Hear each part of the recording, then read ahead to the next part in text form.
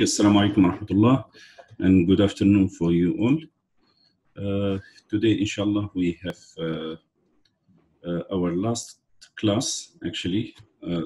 I hope that it would be the last, but if we still need it, we can take more. We can take more one class to maybe to discuss or to see some issues that can help you in the final exam. So for now, I'm going to discuss with you this final exam contents. So final exam will be 2 hours. It's 8 questions, and full mark is 80. So here, some comments is not for you. So each question is going to be 15 minutes. So the way of the exam is like that. We are going to make every question as an assignment. So using the WhatsApp group, I will tell you that on this time, I will start the question number, for example, number 1 or number 2. So if let's say we started the question number 1 on the WhatsApp group, I tell you, then everybody should go on the Bootstrap Blast, log in, find the question, and answer in 15 minutes. Then after 15 minutes, you have 5 minutes to upload your snapped picture of the answer. Because they said you have to write on a paper, then you have to upload it. But for me, I prefer to let you answer directly on the Bootstrap Blast. What do you think, guys? Do you want to write on paper, or you write on the Bootstrap Blast directly? Maybe in Bootstrap Blast, doctor. But for the drawing, maybe we want to draw on the paper. Yeah, I think we have only one question that has maybe drawing, 1 or 2. So that questions I will let you answer on paper, then you upload. But for other questions that asks you to do some configurations, some commands, and so on, you better write it directly on the Bootstrap Blast. So every question will be depends on its style. So if the question can be written on the Bootstrap Blast, we make it Bootstrap Blast. Otherwise, you write it on a paper, then you upload. And we'll leave both options for you. Yeah, I will let you upload and also write on the screen directly. So all questions are C3 and C4. For your information, C3 means application, and C4 means analysis. So if you want to know about this, you just go and write Bloom taxonomy. Bloom taxonomy. Yeah, like this. And go to images. You can find the taxonomy like this, and you will understand what is the kind of questions. So you have many samples here. We mostly follow this. So level 3 is like this: execute, implement, solve, use, demonstrate, interpret, operate, schedule, sketch or draw, something like that. For analysis, differentiate, organize, relate, compare, contrast, distinguish, examine, experiment, question, test, and so on. And also here, we can ask you to analyze something, maybe topology. I give you the topology. I ask you to find what is the problem with that. Maybe it's configured like this and that, then it doesn't work. So how we fix that? Questions are like this, okay? It's not hard, but you need to read. You need to read the topics carefully, then you memorize the commands to be ready for answering the questions.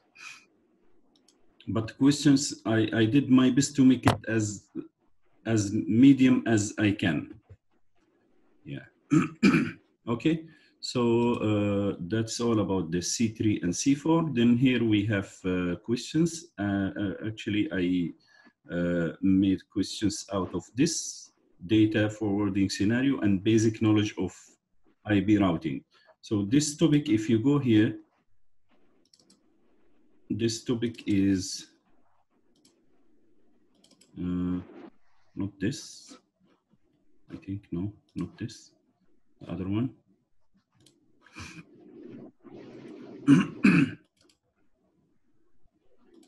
Net and LAN.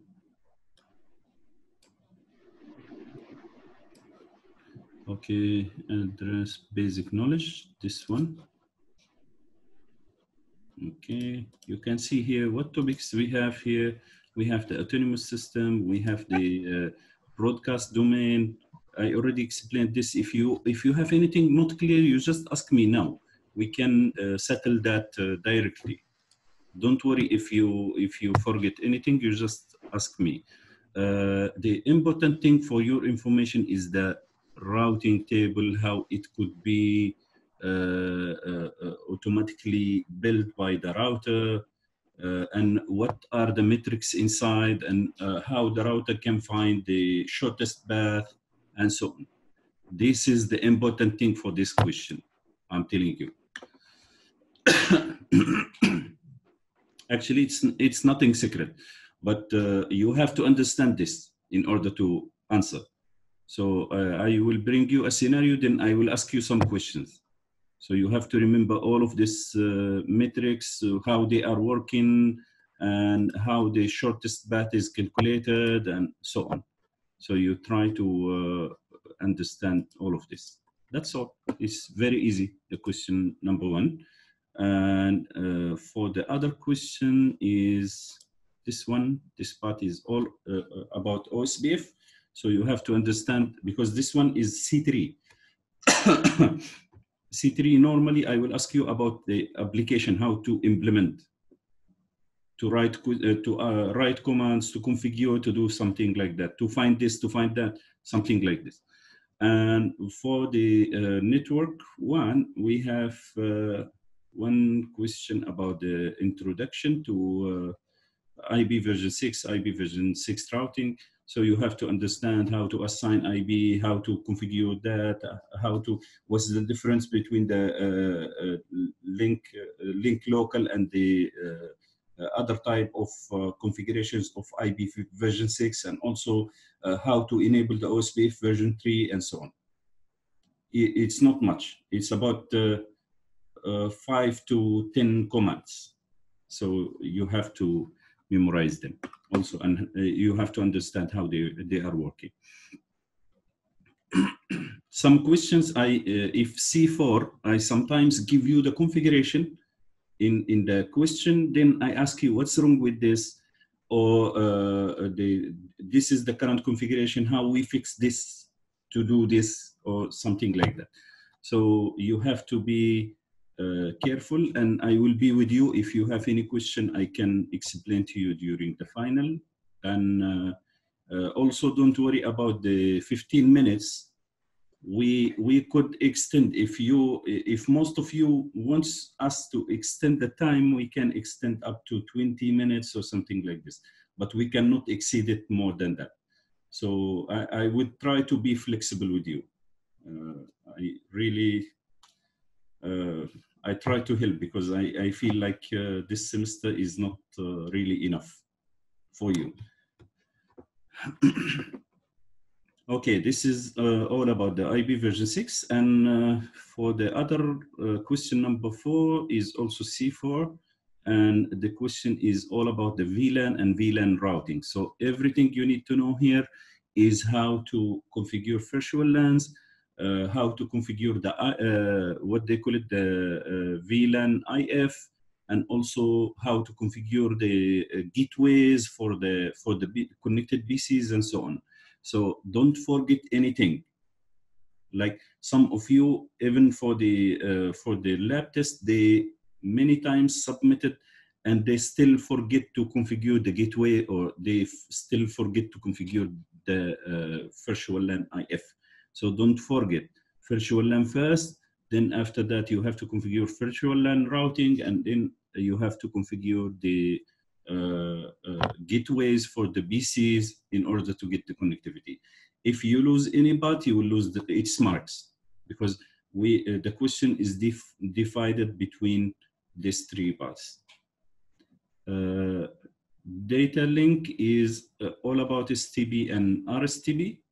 So here C4, you will have a question about the STB. So maybe I ask you about, for example, find this, find that. For example, I cannot say much about it. Maybe I ask you to draw the what they call it, the logical STB from the physical topology that I give or something like that. So you have to understand the behavior. You have to understand how the election is done in the STB and RSTB. It's the same actually. Also, you have to understand all port rules and how they are assigned and what kind of relations we have between switches. You have to understand all of this. For the data link, we have a question about the HDLC also. This scenario will be given, then you will be asked to do configuration. And in some scenarios, I make some tricks in the configuration, the given configuration, then I ask you to do this and that. Then based on the configuration, you have to be careful. Sometimes the interface number is wrong. Sometimes the configuration is not compatible. Sometimes I put some tricks. It's not hard, but as I mentioned, always it's tricky. This is exactly how we do even for the certificate. If you want to go for the Huawei certificate, you also will go through this kind of questions. So you have to be ready, inshallah, and everything will be fine. Don't take it easy, because this kind of questions or exams is really easy but very tricky. So sometimes you feel you answer full marks, then when it comes, the mark comes out, you find like, oh, 25 over 40, maybe 20 over 40, something like this. Honestly, I'm trying to help you as much as I can, but please give it time and read carefully. Try to help me as I help you, okay? The other thing is the transport and security. So transport and security, here we have two questions, but this level is C3. So you will be asked for the configuration. One question is all about the IP security, and the other question is about TCP. TCP has no configurations actually to be done, but you will be asked something about it. So you have to read the topic. TCP is very easy, nothing to configure here. You see we have no commands to run, and also the topic is only 15 slides, including the first and last slides. So it's almost 10-12 slides. Okay, so for this, for the TCP, the questions are like this. Maybe I ask you about the port number, what kind of information in the packet, sometimes something related to the structure, the TCP header, or maybe about the establishment of the connection or the termination of the connection, what they call it, 3-hand shaking. So you understand everything. I will explain to you all of these things, because today we are going to cover the TCP. And that's all, very simple. Yeah, it has nothing complicated. Okay, this is the TCP, and for the application, we have two questions also, but these questions are C4. So here we will have one question about the NAT, and other question is about the DHCP.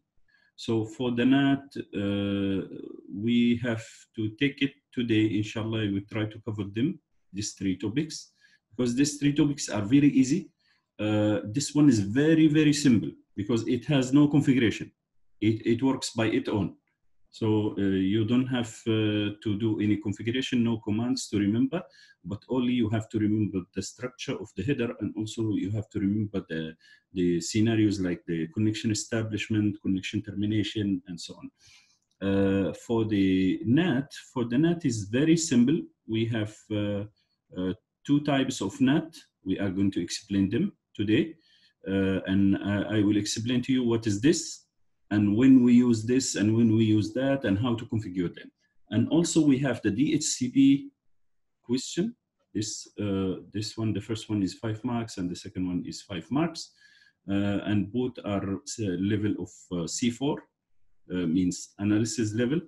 So for the DHCP, maybe I give you a scenario, configured scenario along with the configuration. Then I ask you some questions related to that. Okay, so prepare. For the also for the C3 and C4, the examples of questions can be something like this. Apply commands, for example, basic configuration on the given Ethernet link aggregation, blah, blah, blah. So you can find, you can guess what kind of questions we are going to use in the final. And also for C4, for example, I ask you verify the given configuration code, analyze the given topology, and distinguish STB, RSTB port, something like this. So this is the kind of questions. All of this actually is prepared by Dr. Idawati, so because she is the coordinator of this course. And we have to follow because the two groups have to have the same kind of questions, but different scenarios. Okay, that's all about the final. Do you have any question in this regard? Anything not clear? No. So 21 of you, only one person talk. No, others sleeping or where? No, doctor. Ah, okay. So everything is clean? Clear? Sorry, everything. Yeah. Yeah. Yeah. The way of answering the final exam, you understand it? Yes. Yes. Answer in 15 minutes, 5 minutes for upload. Yes, that's all. And you have to keep your WhatsApp in front of you because I will be communicating with you through the WhatsApp group. So we will negotiate. If let's say most of you cannot finish the question in the 15 minutes, then we negotiate. Maybe I extend for 5 minutes or something like that. Then we see if somebody have a problem, also can WhatsApp me directly on the group. But if you have a problem of uploading your answer, you shouldn't upload it in the group. You must send it privately on the WhatsApp. If let's say, for example, the Butrablast you cannot open in your PC, so in that case you have to send it privately. But make sure that your matric number and name is written on every page you upload. Don't forget this. Okay, guys? Very important. Yeah, don't forget, okay? Okay, let us start now and see how to how the TCP layer protocols or the transport layer protocols, TCP and UDP works. So the objectives of this class, I don't know who is this. Okay. The objectives of this class is to allow you or to let you describe the common differences between TCP and UDP, also to describe the forms of data to which TCP and UDP are applied, identify well-known TCP and UDP based port numbers. So that's all about this TCP and UDP. It's nothing complicated, it's very simple. So TCP and UDP are, as I mentioned, are end-to-end protocols, or what they call it, system-to-system connection. So mostly they call it end-to-end or host-to-host, because this kind of connections cannot be established between two routers or two switches. It must be established between, for example, client and server, for example, PC and another PC, PC and server, mobile and server, something like that. Okay, so this kind of connection is end-to-end. So as you can see here, we have this one is a host, and this is another host, and here we have our network. So most of the protocols that we have taken, they work here. They work here inside the network. But for today, the transport layer is all about the end systems. That's why we don't have anything to configure here inside the network, inside the routers and switches.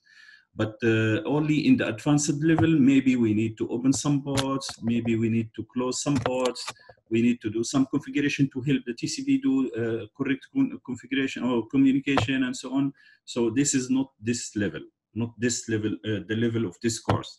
So for today, we only going to explain how the TCP can establish a connection, and also how the UDP can do that, and also how they works, what kind of boards they use, and so on. Okay. For this here, we can see that this guy, host A, may ask to establish a connection with host B. So in this case, the host A will send the request to the host B, but host B must be accessible.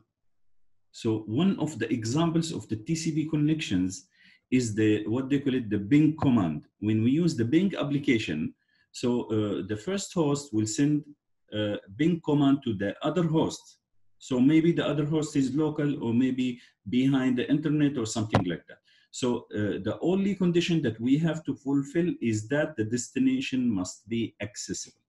Otherwise, if the destination is not accessible, the reply is maybe the request is not going to arrive at the host B, or maybe the request is arrived, but the reply cannot be delivered to the host A. So in both cases, the connectivity is not going to be there. Okay. So this is the condition, the main condition that we have to consider when we want to establish a TCP connection. Both sides must be accessible to each other. Okay, and here, what they call it, a connection is established between before data is sent. So this is one more thing. TCP actually is what they call it, connection oriented. Connection oriented. So connection oriented means a TCP needs to establish a connection. First, establish this tube or this channel. Then after that, data is going to be sent using the same connection. So this connection is going to be established during the whole time of the connectivity. So if, let's say, we want to download a file, so we need to establish the connection first. Then after that, we start downloading the file with the same connection. If the connection is lost for a while, then the whole operation is going to be failed. Okay. This is the concept of the connection oriented. One more thing, if let's say host A established the connection with the host B, and it's not meaning that host A is going to transmit only. So after they establish the connection, maybe host A start downloading the file or something from host A. So the connection, the data, or the data direction can be this way and can be that way, and can be both ways in the same time. So one side can establish the connection, and both sides can transmit data. They can exchange data, no matter who is the establisher of the connection. Okay. So please try to go through also this comments here that we have below the slide. I'm not going to read for you because this is very easy. You can read it by yourself. I already explained the main ideas and the main concepts that we have to learn. Also here we have what they call it, TCP ports. So TCP ports are different, depends on the application, because if you see, we have in this list here, we have a number of protocols. These protocols actually are layer 7 protocols. That means all of these are applications. real applications.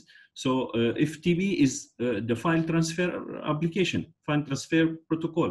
This one works based on TCP and HTTP also, the browsing, when we browse internet. So when we browse internet, we use the HTTP or the HTTPS.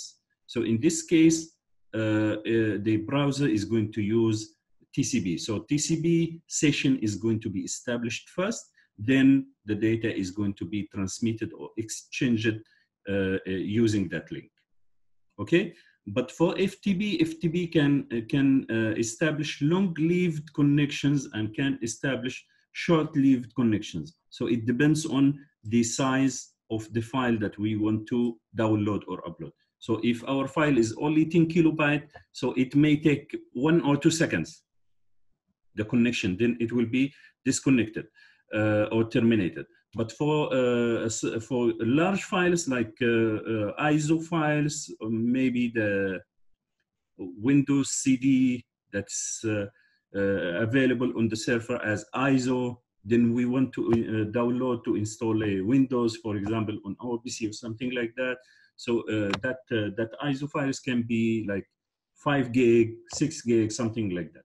So if we want to download this kind of large files, the FTP is going to be, oh, what is this? 40 minutes. Oh, guys, I think we have an issue. Time is going to, this session is going to close. I think our subscription is already finished. We did not renew. Okay, no worry. I will disconnect now and connect again. Okay. I don't think we have time limit, Doctor. Sorry. The messages show us that our limited time has been upgraded to unlimited, isn't it? Yeah, but they said 40 minutes, is it? 40 minutes is the limit of record. So I have to disconnect, otherwise we cannot record the remaining. Yeah. Okay, Doctor. Okay, I will send you another link. Sorry for this inconvenience. So we continue with where we left here. So FTP, as I mentioned, it can be used when we download or upload files. For small files, it will be short-lived. For big files, it will be long-lived connections. It will remain for a long time, maybe 10 minutes, 20 minutes, 1 hour, something like that. And the connection will be available and established during the entire time of the connection. For the HTTP application, the connection is going to be established once we hit enter on the address bar in our browser. For example, here in the browser, if let's say we open the browser, we write, for example, Google like this, and we hit enter. Now the connection is established, then the request is sent to the Google, then the reply comes here. After the page is already uploaded in our browser, the connection will be disconnected or terminated. And also when we click any button, another connection is going to be established. So the connection here is going to be established based on our activities, based on our events that we make. Okay. This here for the FTP ports, used ports is 20 and 21. For HTTP is 80 and also 8080. It can be used. Also other port numbers can be used, but this one is the default. This one is the default values and the standard.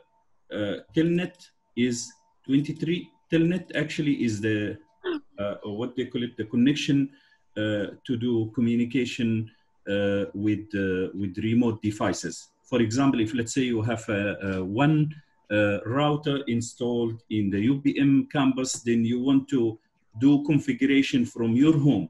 So in that case, you have to establish it. You have to establish a telnet session with the router that's located in a remote place using this protocol. Then after that, you can do some configuration. For SMTP is also a control protocol that's based on the TCP. So here for the telnet, the port is 23, and for the SMTP, the port is 25. Here we have the header, TCP header. Please, if you don't want to say anything, please mute your microphone. Okay, here we have the TCP header structure.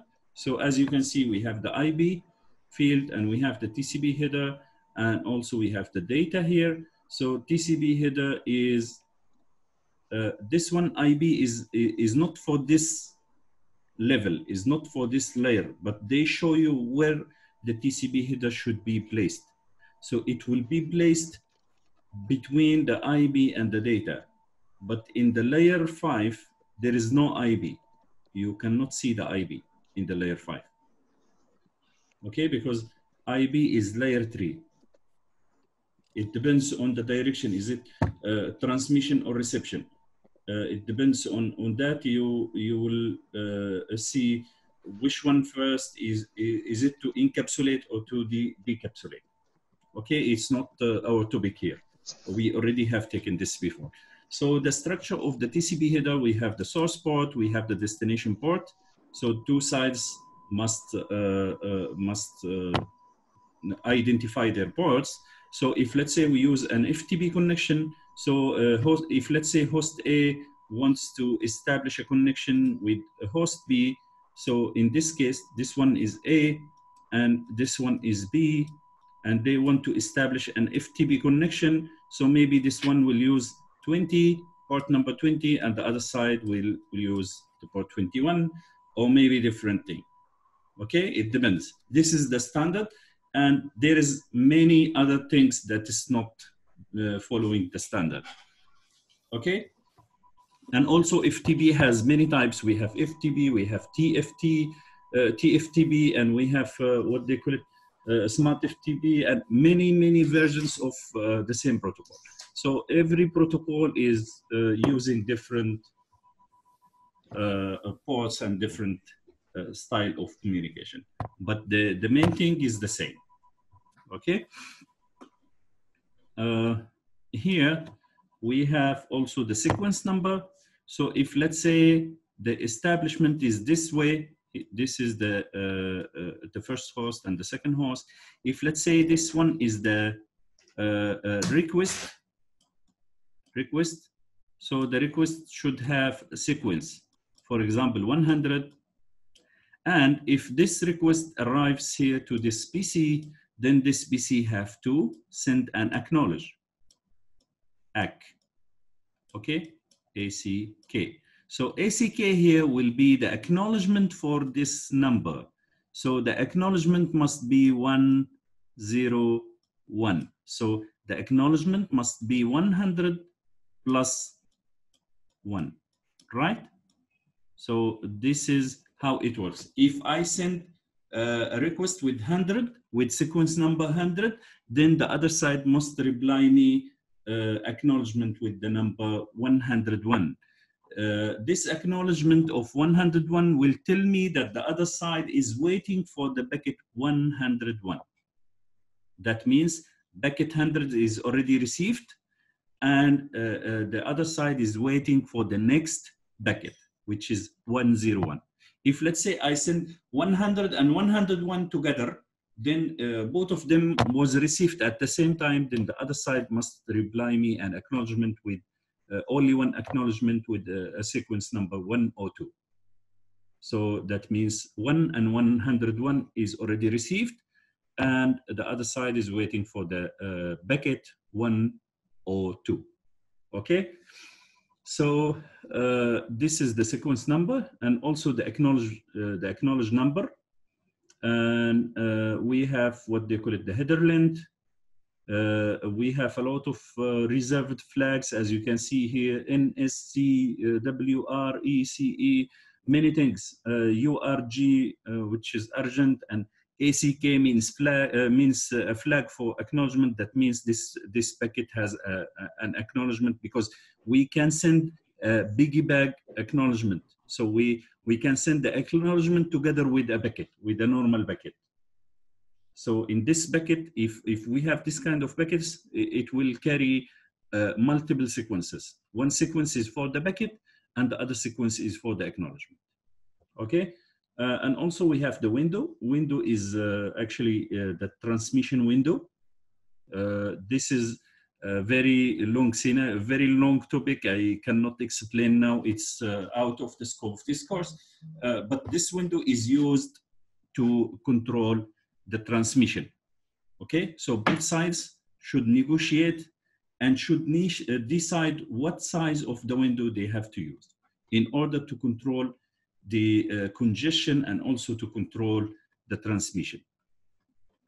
Okay, and also we have the checksum. Also we have the urgent pointer. So this pointer means that this packet is very urgent and have to be delivered as quickly as we can. And also we have some options and some padding, depends on the remaining space to complete the what they call it, the size of 32, because this one is 32. We cannot send half of 32 or quarter of 32. If let's say our data ends until here, so this part have to be filled up with zeros. This is what they call it padding. Okay, that's all about this. Very simple. I'm not going to spend much about it. And here the important thing is the establishment and the termination of the connection. So the establishment of the connection is something like this.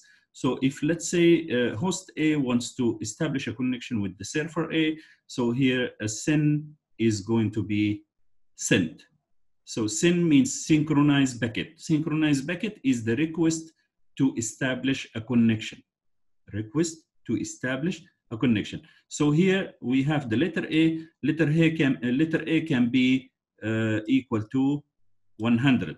So if let's say we want to start a connection with the server A and we want to use the sequence of 100, we want to start with 100. So if this packet arrives here, then the server A must send 101. This is the acknowledgement for this packet, right? And also this guy need to decide his own sequence. For example, maybe this server wants to use 10,000 sequence. Okay, so this packet should carry the 100 to reply this, and also should carry another sequence number to tell this guy about the sequence number that the server A is going to use. Because as I mentioned, once we establish this connection between the host A and server A, both sides can transmit data, can transmit and receive.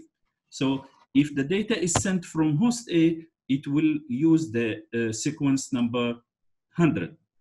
And if the data is sent from server A to host A, the sequence used for data is going to be 10,000. Okay, so let us continue with this example. So if let's say we send the A is 100 here, okay, then this guy have to send two things. This B actually is the new sequence.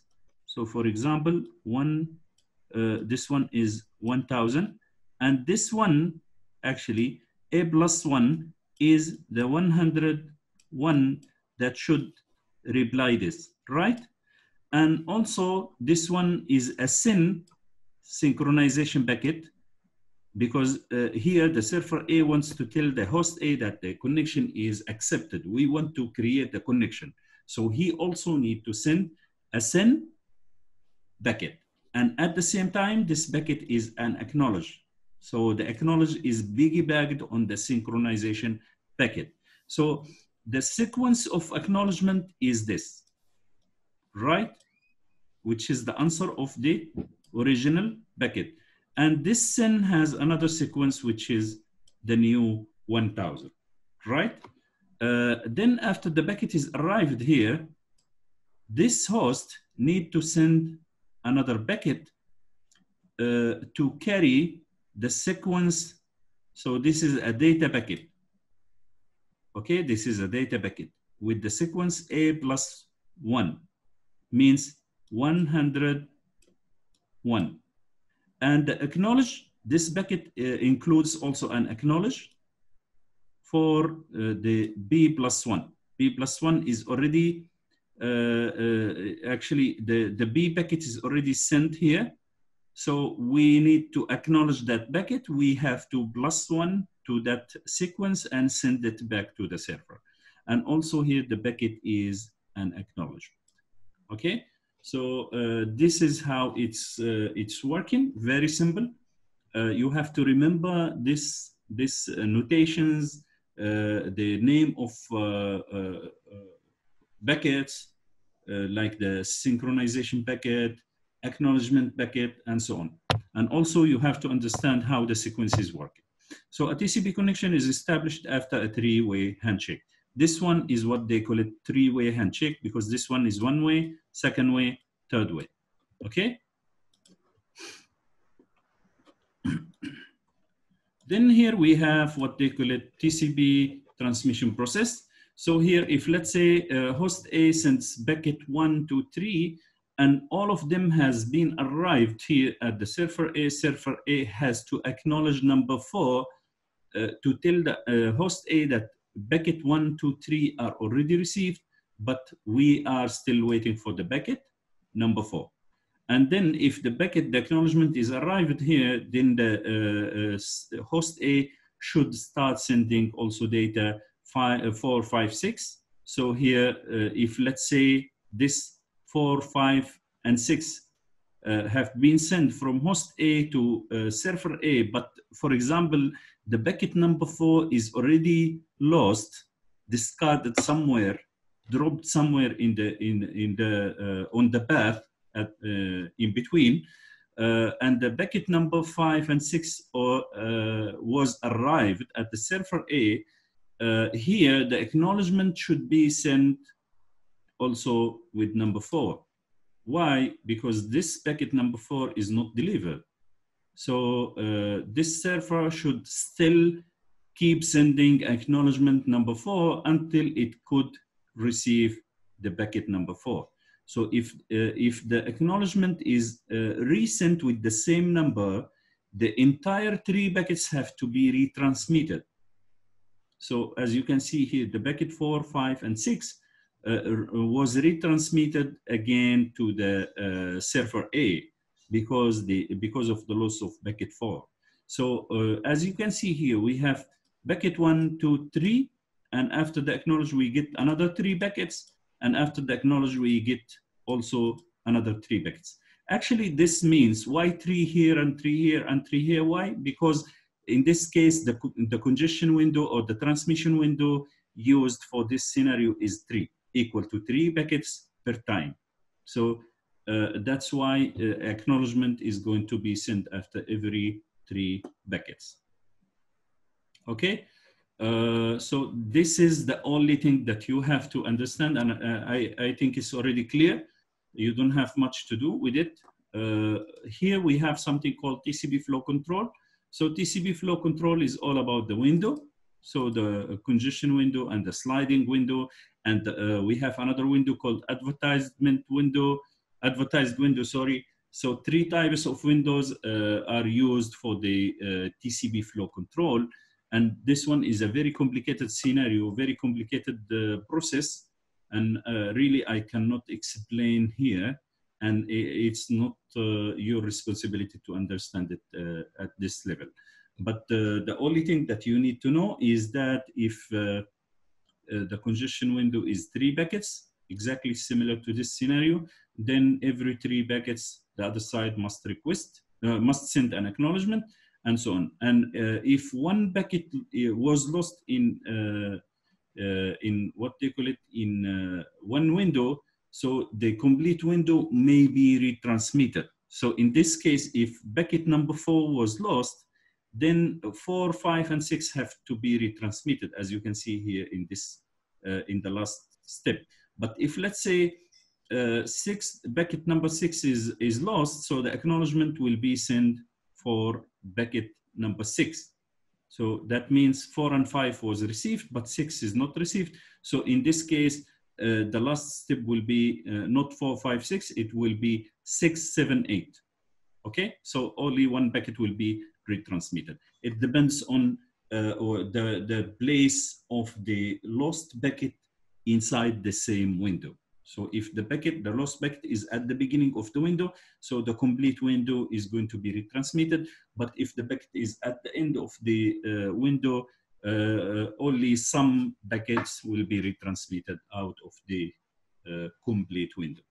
Okay, that's all about the TCP flow control. And also we have here the TCP connection termination. So as I mentioned, TCP is a what they call it is a connection-oriented protocol. That means before we send the data, we establish the connection and we start exchanging data, sending and receiving. Then after we finish, one party of the connection will send the FIN packet. FIN packet. FIN means final packet. That means, okay, I finished my site. If let's say host A finished his data, maybe uploads data, but server A is still sending data to host A. So maybe host A sends FIN packet, but this guy received and acknowledged it, but it doesn't want to terminate the connection, then it's not going to send the FIN packet. But if the two sides accept to send final or to terminate the connection, then the first side will send the FIN, the second side will acknowledge the FIN, then the second side again will send the FIN to the first side, then the host A will send an acknowledgement for this FIN, and the connection is going to be closed. Okay, so that's all about the connection termination. It has nothing to do with it. FIN here has a sequence number also, and the acknowledgement should carry the same sequence number of the FIN. So using the same process here, once you receive a packet, you have to +1, then you send the acknowledgement. That's all about it. So if the two sides agree to finalize or terminate the connection, both of them have to send FIN packet, and both of them have to acknowledge that FIN packets received from the other side.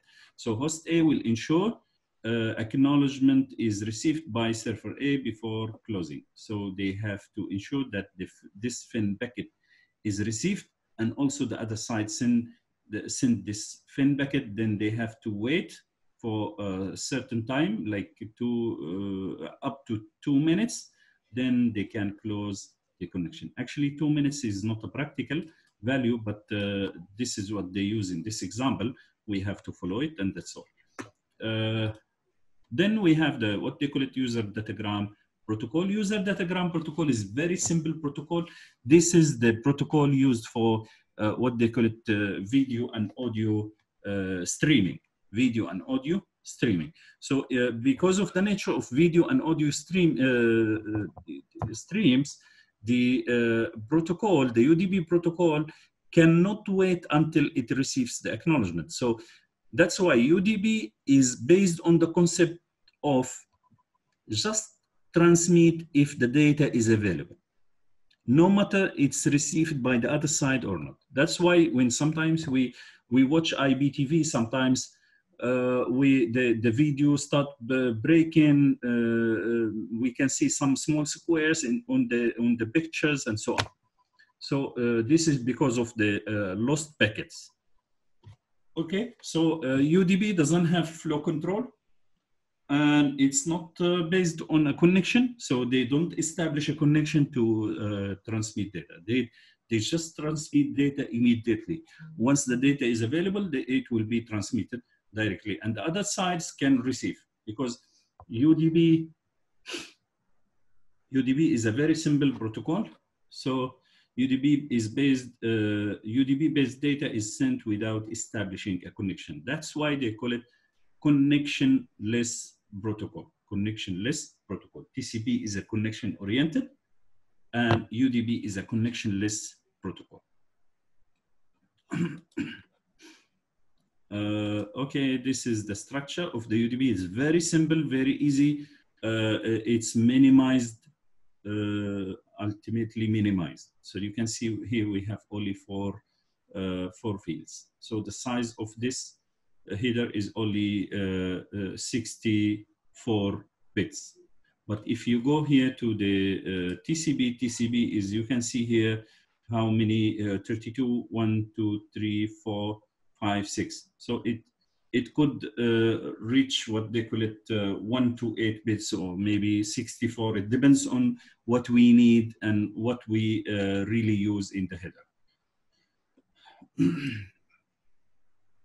Okay, so here UDP forwarding behavior, actually UDP susceptible to the possibility of datagram duplication or non-orderly delivery of datagrams.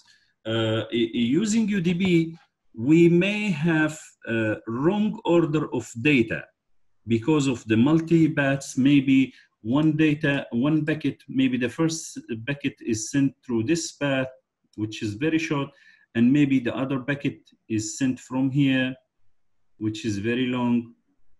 Then the third packet is sent from here, which is very short. So maybe packet number 3 will arrive before packet number 2 to the server. So the sequence can be 1, 3, and 2.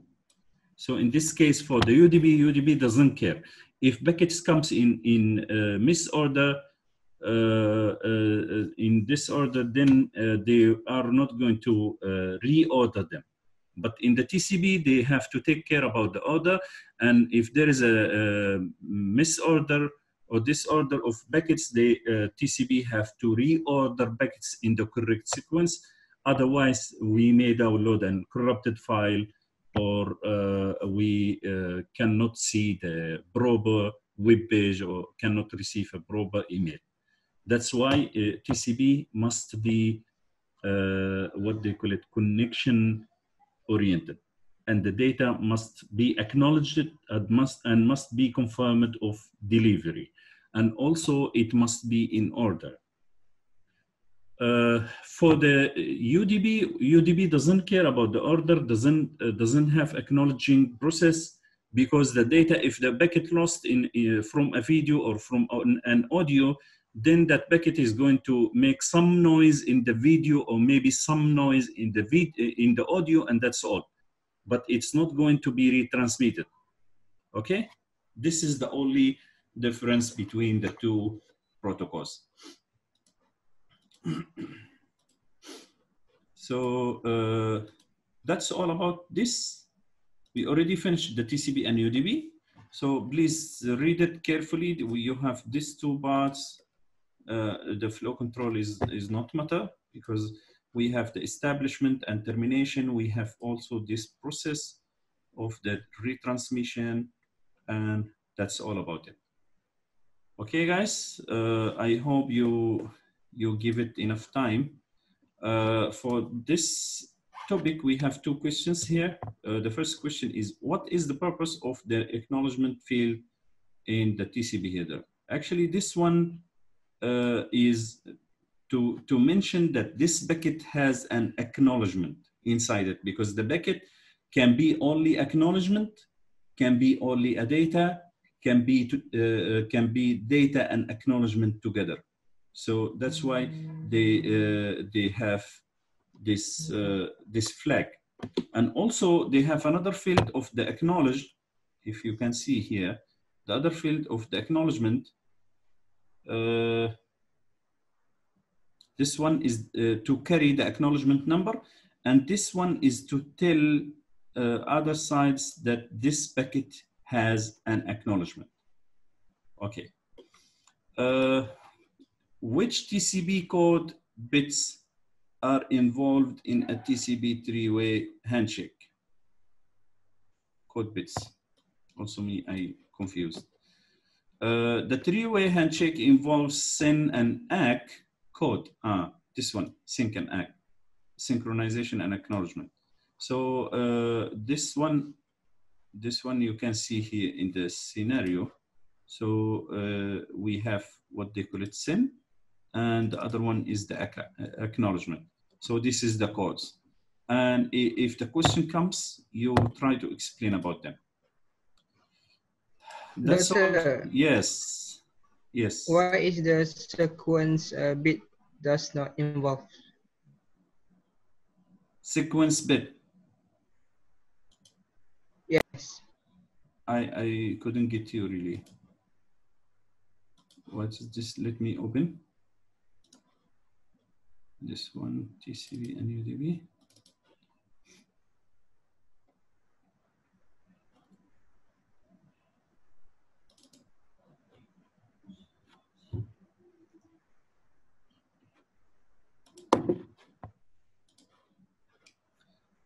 Here, in order to establish the and confirm the connection between the blah blah blah. So we have only, this is what they call it code bits. So synchronization is not, the sequence is not considered a code bit, because here you see the sync and synchronization and acknowledgement is flags here, because this one comes after the CTL, control means. So here we have only 2 bits for the control. 1 bit is for synchronization. Actually, this is only 1 bit, 0 and 1, 0 or 1. And the acknowledgement is also another bit, which is 0 or 1. But the sequence is multiple bits. If you go back here, the sequence number is 32 bits. It's not only 1 bit. That's why they don't call it bits. Okay? Yes. All of these flags are bits. Okay? All of this, only 1 bit. But this one is a 32-bit, this one 32-bit, this one 16, 16, 16, 16, and so on. Okay? Okay, Doctor. Thank you. Yeah, welcome. One more thing. I don't know how long we established this. For how long now we are online? I don't know how to get the time, but anyway, we continue until it disconnects. Then we create another session. Okay, let us now continue with the DHCP and NAT. Okay, for the DHCP, okay, anyone of you knows what is the DHCP? Who can tell me what is the DHCP? Give me only an idea, if you have any idea. Configuration protocol for IP. Can you summarize more? So what is the benefit? As an end user, what is the benefit that I will get from this protocol?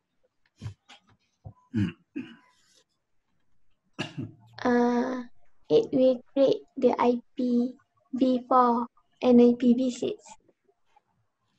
That means we don't need to configure our devices with manual IP addresses and gateways and DNS every time we connect to a new network, right? Yeah. Yes. So, okay, I will give you a scenario. Now, every day you go, maybe you get into your house, then automatically your mobile will be connected to the Wi-Fi, right? Then maybe you go outside, you go to a coffee shop, for example, then they have a Wi-Fi, and automatically, because you are a regular customer, maybe automatically your mobile will be connected directly without any interaction from your side to connect that mobile with the Wi-Fi of the coffee shop, right? Yeah. Yeah, this one is actually because of the DHCP, thanks to the DHCP. Otherwise, if we don't have DHCP, do you know what will happen? Every time you go to your house, you want to connect to the network, you have to key in the IP address, gateway, subnet mask, also DNS, the primary DNS, the secondary DNS, and so on. After that you save, then you can establish a connection with your network. Then if, let's say, you go out, you go to the coffee shop, for example, you also have to ask about what is the proper IP address that you have to use. Then, for example, they give you 192.168, for example, 0211, for example. And they tell you that the subnet is 24 and the gateway is 192.168.01, for example, and the DNS is this and that. Many numbers you have to key in your mobile phone in order to get the connectivity, right? Can you imagine this? Yes. Yeah. Yeah. So DHCP makes our life very easy. Otherwise, it will be very miserable. Okay. So the main idea of the DHCP, and the only thing that DHCP do, is to give automatic IP addresses to the end users. Okay, that's all. Easy or not? Easy. Yeah.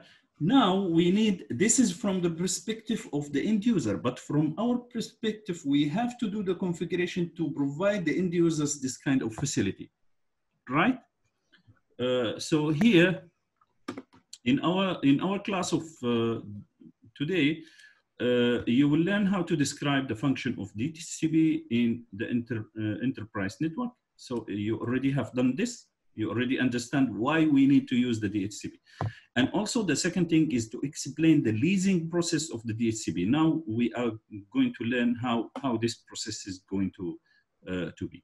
Also to configure DHCP poles for address leasing. So we have to configure this. We have to learn how to configure DHCP poles to provide IP addresses for the end users. Okay. DHCP application in the enterprise network. Normally in the enterprise network and also at the home network, we will have some hosts, maybe laptops, desktops, mobile devices, tablets, and so on. So all of this are considered hosts. And these hosts may be connected to the, for example, to the ADSL router, or maybe to the Unify router of our house, or maybe of our office. Then that router is responsible to give us IP address, gateway, subnet mask, DNS, and so on. So in order to enable this feature of the DHCP, all hosts must be configured as what they call it, automatic IP addresses. So if you go here to network, if you go to network, change connection property, and here change adapter options. So if you go here, you can see that my active connection now, that the one that I use to communicate with you now, is this Wi-Fi. So here, if you go and see the properties is configured to be automatic. So obtain an IP address automatically. From where?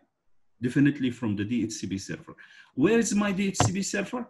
It's inside the Unify router. And if you use Streamix, also the Streamix router has a DHCP service. Okay, so all of these fields must be filled automatically from the DHCP.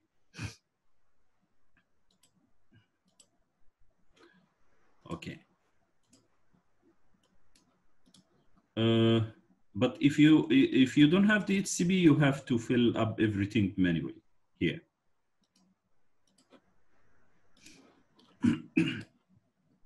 Okay, network comprising of a large number of users requires a central management system for IP address allocation.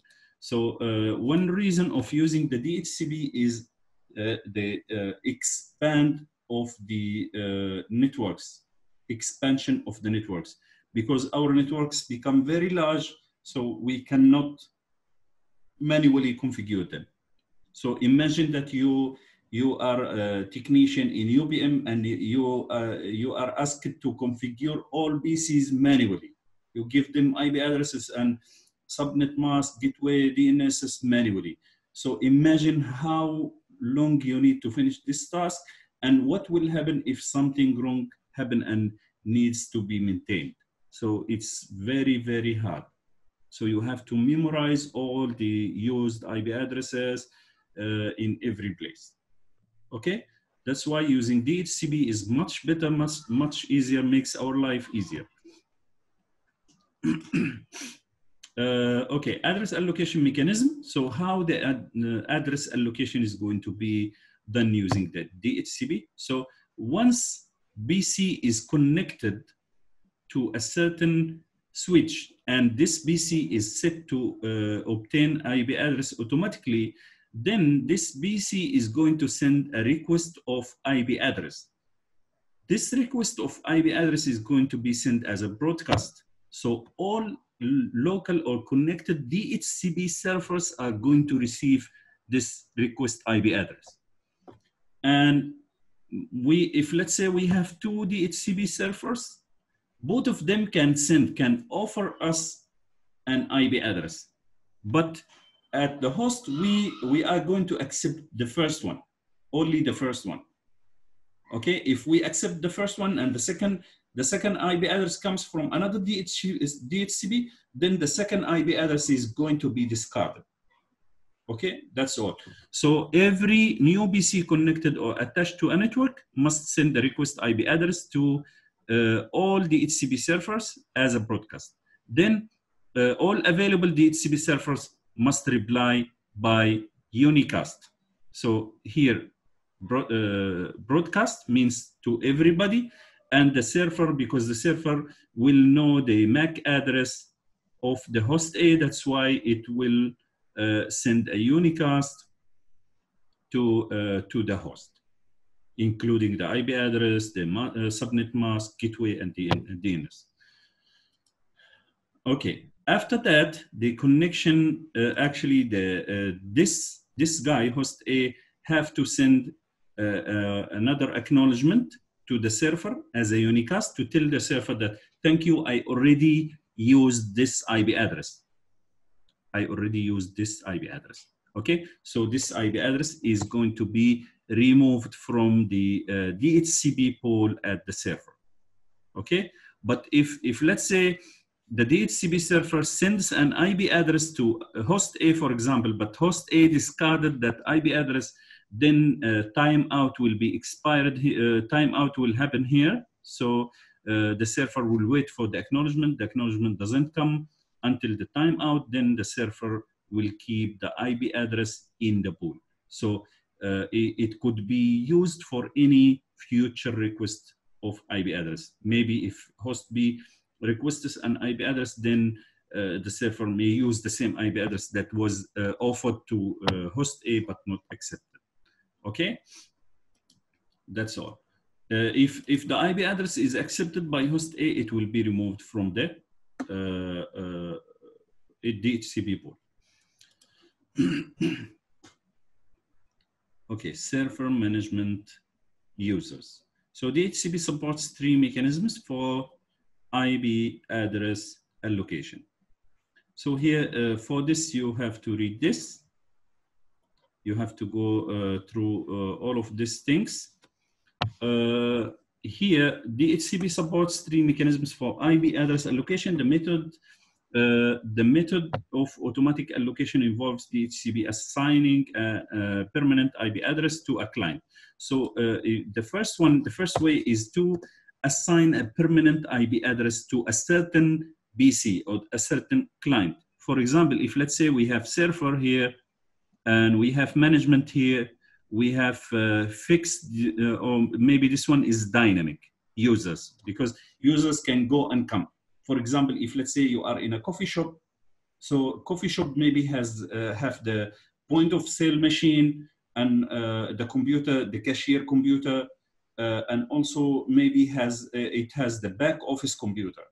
So also they may need a server. So for example, if the server is 1111, the IP address, and the point of sale, for example, I will write them here. If let's say server IP address is 10111, and maybe the cashier, for example, cashier is 10112, sorry, and maybe the back office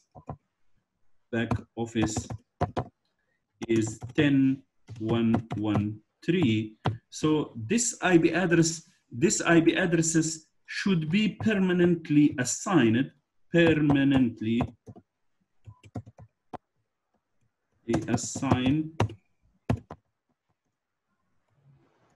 to a certain MAC, to a certain PC based on MAC address. So we can configure at the DHCP server, we tell that DHCP server, once you receive a request from this MAC address, you give this certain IP address. So the same IP address is going to be always assigned to the server, for example, this one. So if we assign this, we link this IP address to a certain MAC address. Once we receive a request for IP from that MAC address, then always we will assign the same IP address. This is what they call it, static or permanent assignment. Also this one for the cashier, because this one is needed to be static. Sometimes it needs to be static, especially for the server. Otherwise, if let's say the cashier runs a system to manage the point of sale operations or transactions, then this system is have to be connected to the server. So if let's say the server have a dynamic IP address, then how the cashier is going to be connected to the server. So this IP address have to be always static, okay? But these two can be static, can be dynamic, no problem. But definitely for customers have to get dynamic IPs. So if let's say, for example, in day one, you get maybe 10.1.1.5. Maybe at day two, you will get 10.1.1, maybe 50. Depends on the number of customers in the coffee shop. Okay, so that's why they call it dynamic. Every time you go, you send the request, then the server will check the DHCP port and will find you the nearest IP address and give it to you. But if let's say one day you get this IP address, and this IP address, the policy of leasing the IP address at the DHCP, maybe we configure it to be 3 days, for 3 days, for example. Then the second day you came, definitely you will get the same IP address because it's already recorded at the in the DHCP server. DHCP attached already this IP address together with your MAC address of your mobile. Okay, so what once you come during the 3 days, you still get the same IP address, unless somebody else has taken or has flushed out this configuration. Okay, but if let's say you configured this for 1 day, then the second day you came after the 24 hours, then you are definitely not going to take the same IP address. Definitely you will get different IP address unless this IP address is still available. Okay, clear, guys? Yeah. Yes, doctor. Is it hard or very simple? I think I can understand. Yeah, very simple. Quite simple. Yes? What do you say? Quite simple. Yeah, very simple actually, yeah.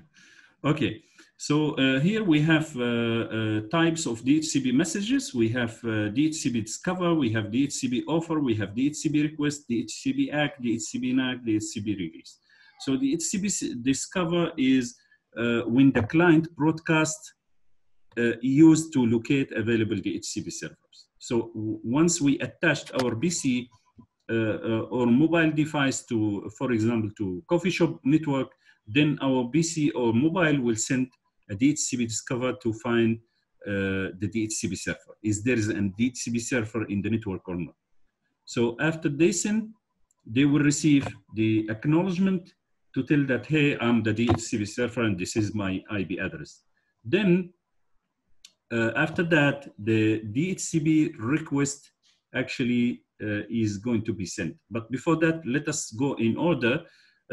We read about the DHCP offer. So the server responds to the DHCP discover with an offer of configuration parameters. So after the discover message is received at the server, then the server will send what they call it DHCP offer to offer some configuration parameters to the client. Then the DHCP request actually is a message sent from the client to the server, either requesting offered parameters, because when the DHCP offer is sent to the client have to request or to confirm or to change, maybe to change some parameters or some configurations.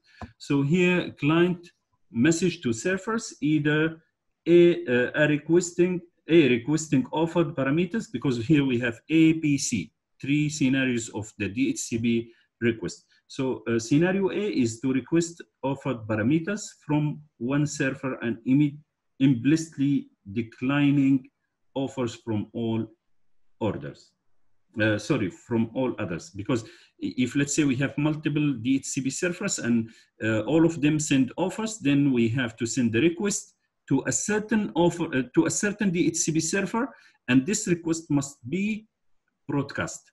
So the accepted DHCP server will receive, and also unaccepted DHCP servers will receive, and implicitly they will understand that, oh, this guy has already linked to another DHCP. Okay, let us delete the our offer and return back the IP, the offered IP address to the pool. Okay. The scenario P is to confirming the correctness of previously allocated address after example system reboot, or so maybe after you reboot your system, your PC or your mobile will send the DHCP request of the same parameters to the server to tell him that, hey, I just went out for a while, then I came back and I still need my configuration. Then the server should reply. So the server should reply by acknowledgement or by non-acknowledgement. So if acknowledgement, that means accepted. If NAC means not acceptable, so in this case, they have to start the process again. So the client have to send the request, then the DHCP server have to offer another IP address. Scenario number 3 or C, to extending the lease on a particular network address. If let's say we configure our DHCP server to lease or to give IP addresses for 2 hours, then you sit at the coffee shop for 3 hours. After you finish the first 2 hours, then your PC or mobile will send an extension request to the server. So this DHCP request will be sent to extend the lease time for this same IP address. Then the server have to accept or not accept. So it depends on the policy that's configured in the server. So if the server accepts, then the DHCP acknowledgement will be sent. If the server doesn't accept, then NAC bucket is going to be sent. Then after that, after the NAC bucket, the 2 devices have to restart the process of the DHCP offer and request and offer, and so on. So DHCP acknowledgement, server confirmation sent to the client with configuration parameters, including committed network addresses. Then the NAC is the server indicates to the client that the client's requested network address cannot be assigned. Then also we have another type of messages, which is the DHCP release. So here the client relinquished the network address or release the network address to the server and cancels the remaining lease. If let's say we lease the IP address for 2 hours, then we remain for 15 minutes, then we want to go after we, or maybe we shut down our PC or laptop, then the laptop will send a DHCP release to the server. So if let's say we use the IP address 10.10.10.11, then this IP address is going to be released. So the server will take this IP address and put it inside its own DHCP pool to be offered in future for other PCs. Okay? Any questions? No, Doctor. Okay, DHCP pool, I think you already have understand what is the meaning of address pool. So DHCP server must have an address pool. For example, if let's say we want to configure our network, maybe our server has this IP address, our DHCP server, DHCP server, IP address is this. Then we have to configure the DHCP pool, for example, from 10, for example, to 10, for example, 255, 255, 254. Okay, for example. So this can happen only when if our subnet mask is 255000. But if let's say, because these three parts can be used for, can be assigned for clients. But if let's say our subnet mask is like this, so in this case, our pool is going to be, is going to be .1.1.254, for example. So IP addresses from starting from 10 until 254 can be given, can be leased to clients, okay? But sometimes if let's say we have, for example, network printer, maybe we have, for example, network attached disk. So maybe this one is needs this IP address, maybe number 2, and this one wants this IP address number 3. Then here we have to exclude. Sorry, if our IP addresses, if our pool is starting from 2 to 254, and we statically configured this to the net printer and the network attached disk, then in this case we have to exclude this IP addresses 2 and 3. Okay, so these 2 excluded IP addresses will be never given to any client. Understood? Yeah. Okay. One more thing, we have something called address pools, as I shown you here using this notepad. But the address pool has 2 types. Address pool has 2 types. One type is called pool interface, and the second one is global pool. Okay?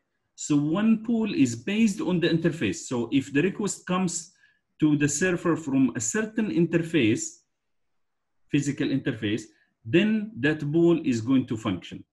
But another type of the pool is the global. The global can assign IP address based on requests coming from any interface. Understood? I will give you a scenario here to explain it. Paint. And okay, I will make a complicated scenario here to let you understand. If let's say this one is the DHCP server, let us use DHCP.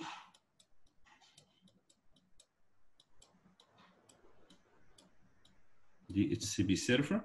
Let's say we have interface here, number 1, and interface here, number 2, and interface here, number 3. So if let's say here we have a pool, I think better if I use this, DHCP interface pool for example, Ethernet 001, which is this. Okay. So when we create the DHCP pool, sorry, this one is D, not.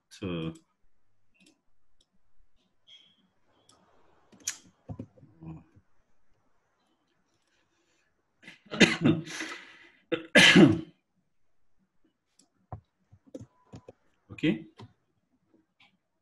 this one is DHCP pool. DHCP pool for interface Ethernet 001, and this is the interface 001 here. So Ethernet 001. So here, if let's say we have for example a switch here, then we have other PCs here, for example, other PCs connected to this switch here. Then all of this are using automatically obtain IP address from DHCP. So when when they send request, their request to the server, to the network, this switch actually if let's say doesn't have a DHCP server, then all of these requests have to be forwarded here. So here we will forward these 3 requests, and all of these 3 requests will come to this server, to the DHCP server, through the interface Ethernet 001. So in this case, all of these requests must be handled by this pool. The pool assigned to this interface. Even if we have another one called a global DHCP. Okay, if let's say we have a global DHCP pool here in our server, this one actually is responsible, in this case, is responsible about all requests coming from interface 3 and interface 2. But this one, request coming from or through the Ethernet 001 actually is not going to be handled by the global pool, but it's going to be handled by the DHCP interface pool that's assigned to this interface. And also we can create another interface pool for this interface here. So all requests coming through this interface is going to be handled by this pool, okay? And in this case, the global pool will handle only requests from interface number 3. Is that clear, guys? Yeah. Anyone has a question before we continue?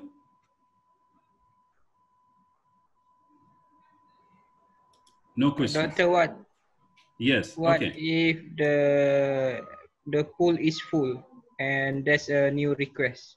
If let's say this one is full and there is a new request is coming from here, then this guy actually is miskin. He's not going to get an IP address. Is going to be obsolete. It will get an what they call it, a fake random IP address that that starts with what they call it 169 dot something dot something dot another thing. So if you get an IP address started with the 169, believe that this IP address is only a random IP address, but this is not going to function on the network. Okay. But sometimes it depends actually on the hardware and the technology that you use.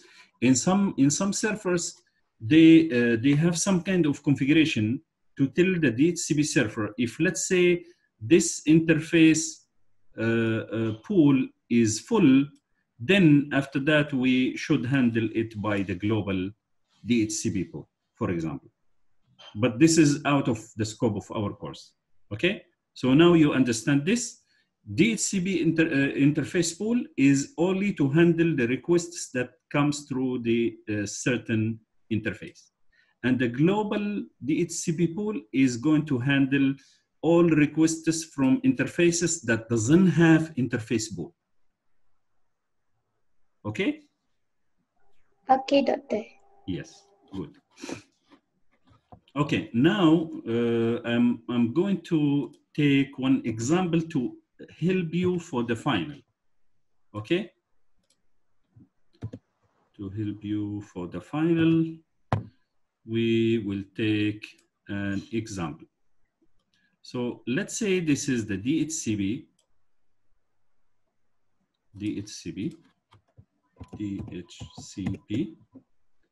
server.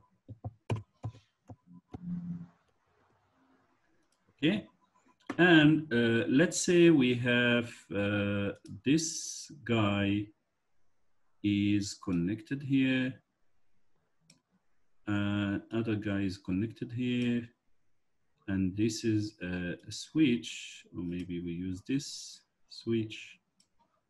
And also, for example, we have another guy is connected here, and also other guy is connected here. So this one is like this.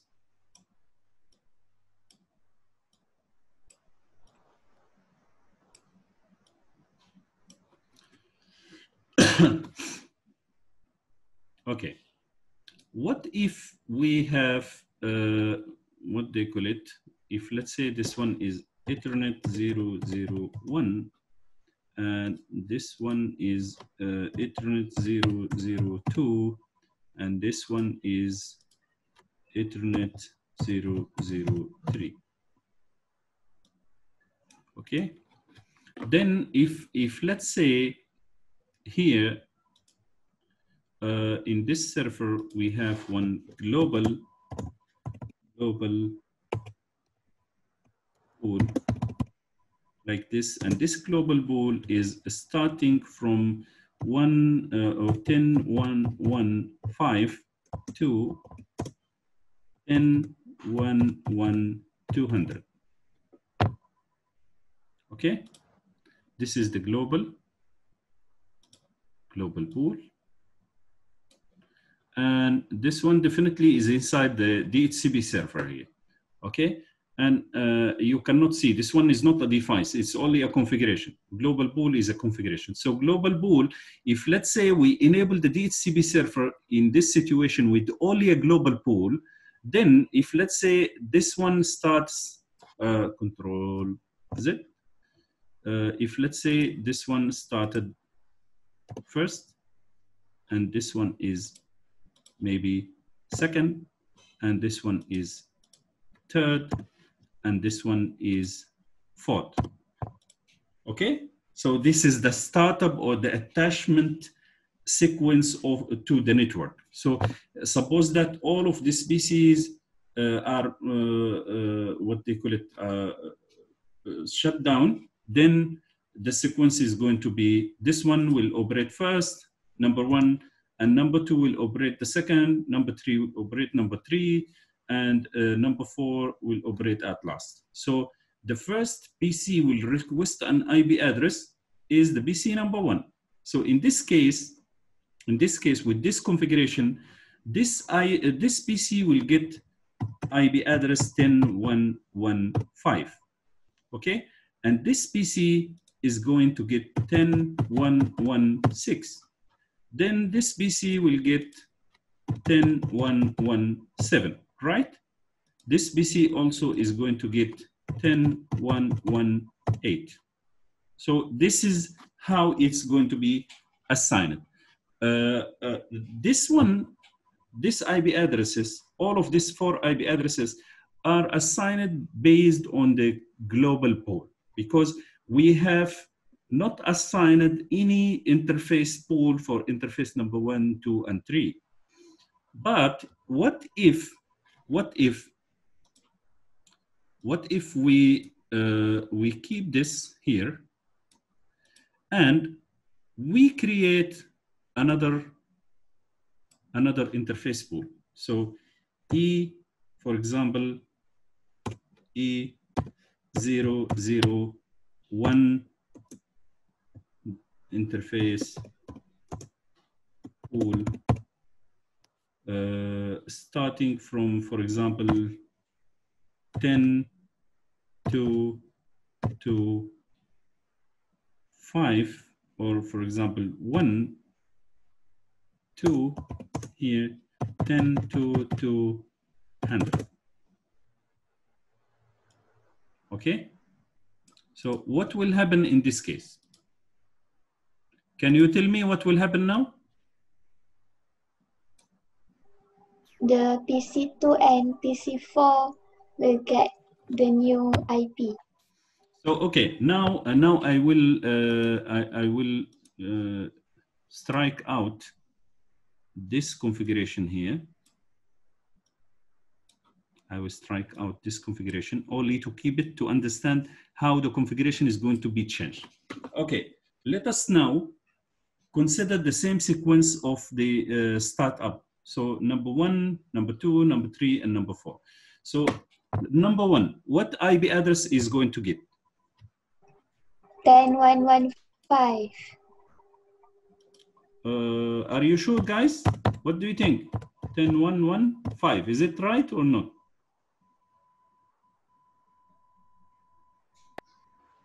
I think so. You think so? Okay, it's correct. Yeah, because this one is E003, doesn't have an interface pool. That's why it's going to be handled by the global pool. Okay, what's about number 2? BC number 2. What IP address is going to get? 221. 221, 10.221. Why? Because this one is going to be handled by the interface number 1 pool. Okay, so this one will get 221, and then we will go to the BC number 3. So what is the IP address? 10116. 10116. Then number 4? 222. 10.222. Sorry, 222. Right? Yeah. Is it hard? Oh. Very simple, right? Yes. Yeah, okay. So this is the main concept. If you understand this, anything related to the DHCP is very, very easy and simple to do. Okay? Let us minimize this and we go back here. So in this slide, I'm not going to explain anything because I already explained everything about it. So we have what they call it, global pool and interface pool. Okay? So interface pool will handle only the requests that comes over the same interface. And the global pool will handle all requests comes from interfaces that doesn't have interface pools. Okay? Then here we have the DHCP address acquisition. You can see, read this by your own. The way I already explained here, discover will be broadcast, offer will be unicast, request will be broadcast, then the acknowledgement from the server will be a unicast. That's all about it. Yeah, I'm not going to explain anything more than that. So DHCP release renew. If let's say we get an IP address for 2 hours from the server, then after the 2 hours, before the 2 hours expire, our BC, you see, before the 50% of the lease period remains, before it, I mean, if we lease the IP address for 2 hours after the first hour expire, then our PC or mobile device need to send the renew message to the server to tell the server that, hey, I'm going to stay for more than 2 hours. Can you extend for me? So if the server accepts, then the lease time will be expanded to another 2 hours. Okay? Otherwise, if let's say the server said, no, sorry, I cannot give you more than 2 hours, then our mobile will keep using the same IP address until the second hour finish. Then after that, it's going to release that IP address. Then it will ask for a new IP address. Okay, that's all about it. Rebuilding expiry. So now if 50% of lease period remains, then the request, extension request is going to be sent. Then if 12.5% of lease period remains, then the another DHCP request is going to be sent. But this one, the 50% is actually unicast for the server who already give us an IP address. But if, let's say, the server refused to extend for us, then before the end of the 12.5 of the leasing period, our PC or mobile will send a broadcast of DHCP request. So maybe it will request an IP address from other DHCPs, okay? Or maybe the same DHCP server will accept our broadcast request and will give us another IP address, okay? Then all of these requests can be replied by acknowledged or non-acknowledged, depends on the scenario. So this is how it's working.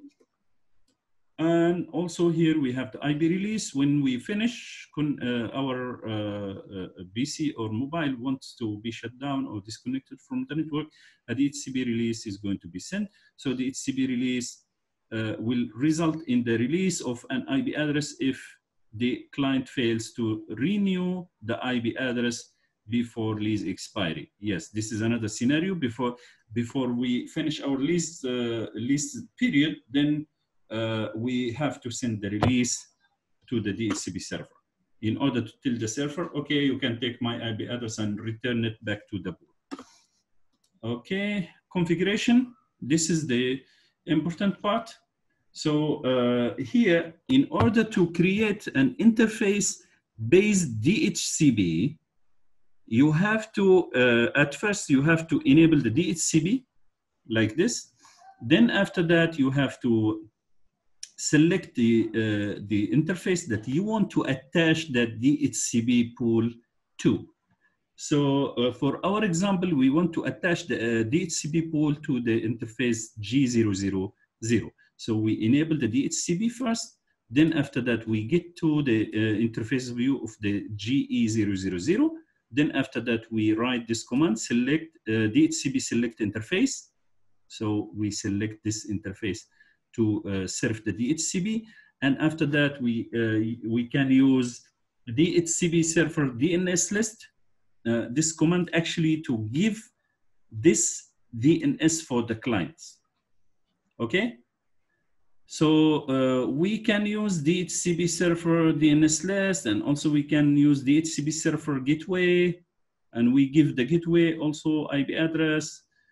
Also, we can exclude some IP addresses from our scenario, from our DHCP, okay? And also we can decide what is the lease time for the IP address, okay?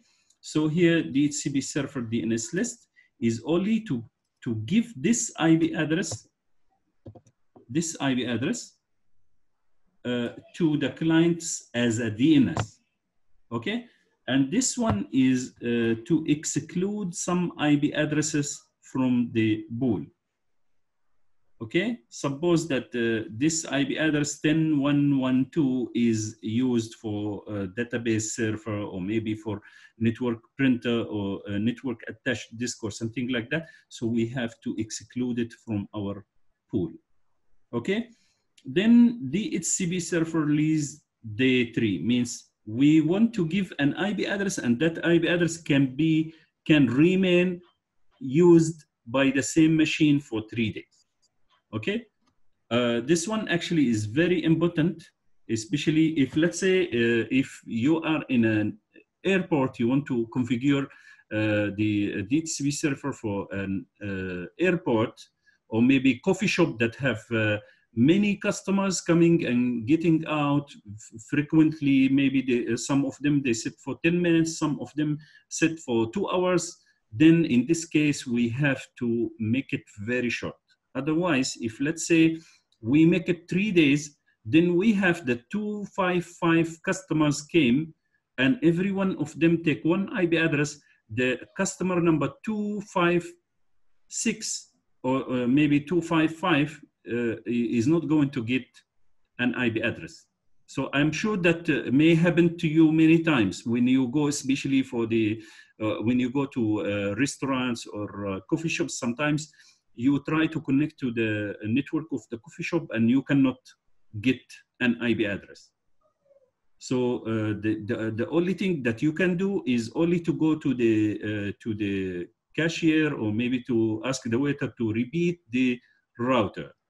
After they to restart, reboot the router. When they reboot the router, then everything is going to be flushed out, and the DHCP server will start assigning IP addresses based on the new configuration. Okay, so this is how it works. So you cannot configure 3 days for airport or for coffee shop or for something like that, but for office it can be. Okay, the network will be more stable if you make it, if you make the lease time more than hours. Okay, this is how to configure the DHCP server based on the interface, and this is how to check. So display IP pool interface, gigabit Ethernet 000. Then it will show you all information. Pool name is this. Pool number is 0. Lease is 3 days, 0 hours, 0 minutes. Domain name is this. DNS server is that. NS server is empty. NetBIOS type empty. Possession interface. Gateway 0 is 10.1.1.1. Okay. Also mask is 255.255.255. In this case here, we will see also the table of leased IP addresses. So here we can see how many clients we have in our network. So maybe I will show you now my house router. So my house router is hopefully it can open. So if we go inside here, you can see how many PCs assigned IP addresses based on our DHCP. So I don't know where to find it, but let us see. Wireless gateway, blah, blah, blah. I don't know where is it. Wizard Internet Wireless Network. Maybe this one here.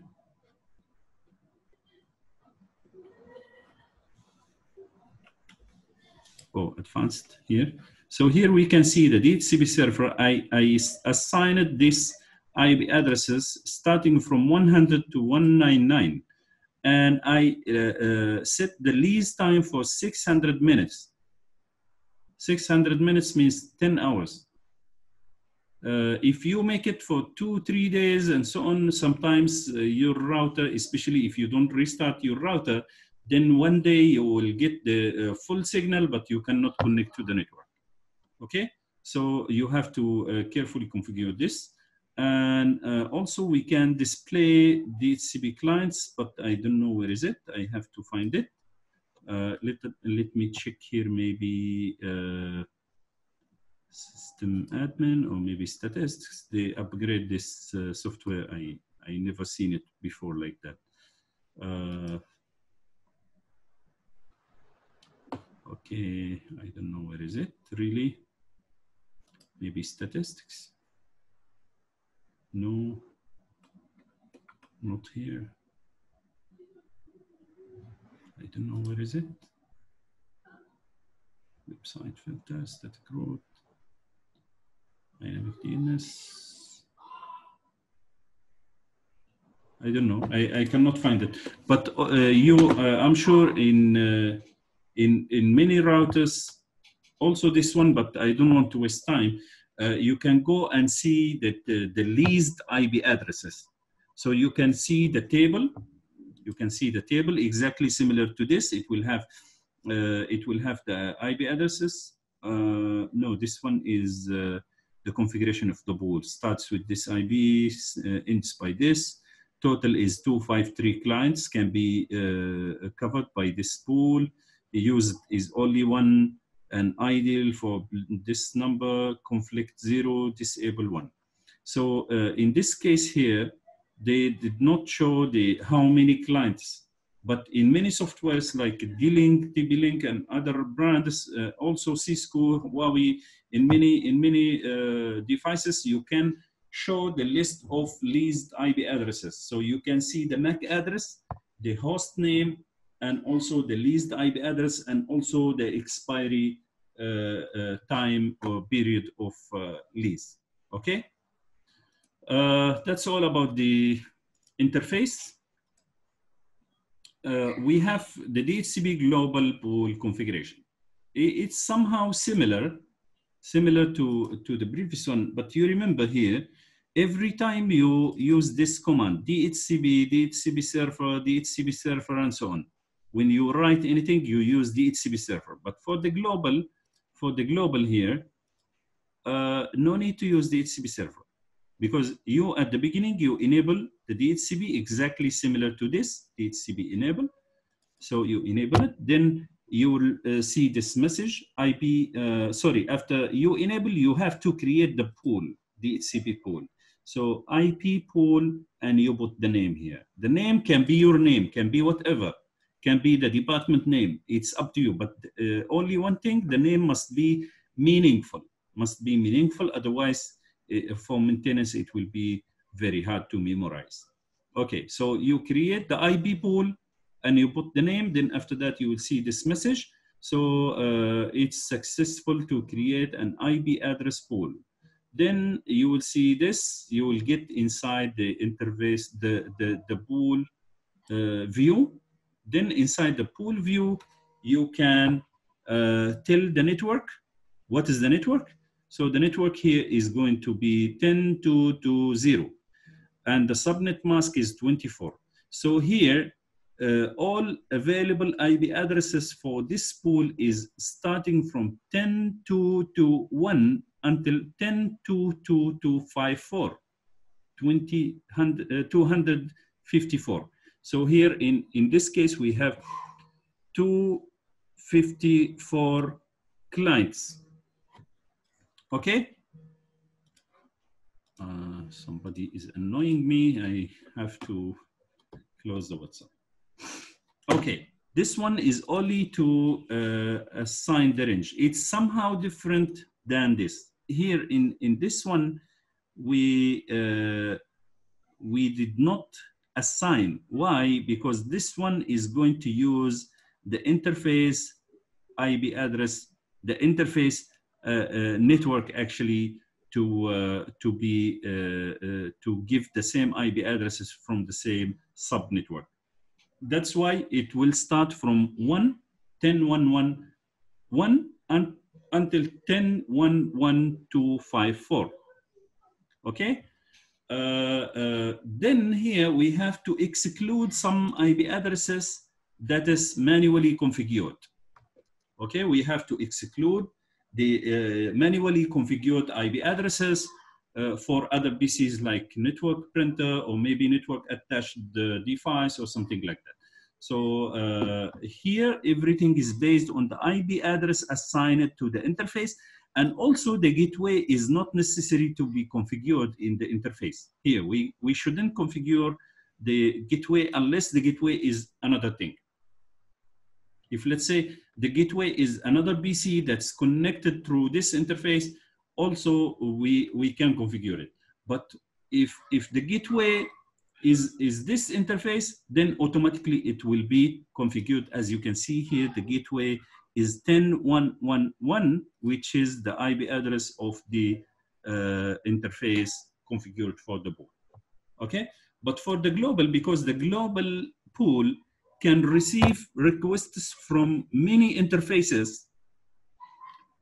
Here we have, in this case, we have to define the gateway. So we have to define what is the gateway. So in our case here, we assigned the gateway 10.2.2.1. Okay, so any request comes from any interface, it will get this IP address for the gateway. Okay, lease time, it can be lease day 1 or lease day 3 or something like that. It's similar to this here, but here we have this keyword. DHCP server. In that one, the global, we only write this part. Okay, lease day 1 or lease day 3 or whatever. Then after that, we can quit from the pool view. Then after that, we go to every interface that we want to assign to the global. We want to assign to the global. After we go inside the interface, we assign the DHCP select to global. But if you go back here, we have done this step at the beginning, because here we enable the interface, then we get into the interface, right? When we get into the interface, we assign DHCP select to the interface. But for the global, we assign or select the DHCP for the global. This is the only difference that we have. So in general, we have 3, 4, 5 commands. You have to remember, and you have to remember how they function and how to be used. Okay, that's all about the DHCP. So establishment of an address pool and associated parameters is implemented on the DHCP server. Okay, DHCP server actually can be a Huawei router, can be a BC, can be a server, can be sometimes also layer 3 switches can provide DHCP servers as well. Also, we can use some DHCP servers like, for example, Unify router, or maybe Streamix ADSL router or something like that. So it depends on the type of the network and how many PCs and what policy is followed in our organization. So that's all about the DHCP server, the global one. So to display the global information about the global pool in the interface pool, we use display IP pool interface, and we give the interface name. But here we display the IP pool only. So this one will display the name of the global pool, the pool number, the possession, and also the gateway is this, as we assign it, the subnet mask is that, and also we have a number of used IP addresses, total is 253, how many IP addresses idle, and expired, how many one, conflict, how many one, disabled, how many one, and also here for the DHCP global pool configuration, we could also use the DNS list to be assigned to clients. So we can use this command also here with the global. Okay, it depends on you. So you sometimes need to open internet. In this case, you have to define the gateway, and also you have to define the DNS server. Otherwise, you cannot serve the internet. Okay. We come to the last slide. So here we have 2 questions.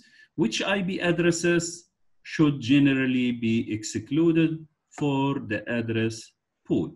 So what IP address we should exclude from the address pool? Okay, we will go here and see the answer. I already explained to you. So if, let's say, we have an IP address, some IP addresses manually assigned to some PCs or devices. So in this case, we have to exclude them.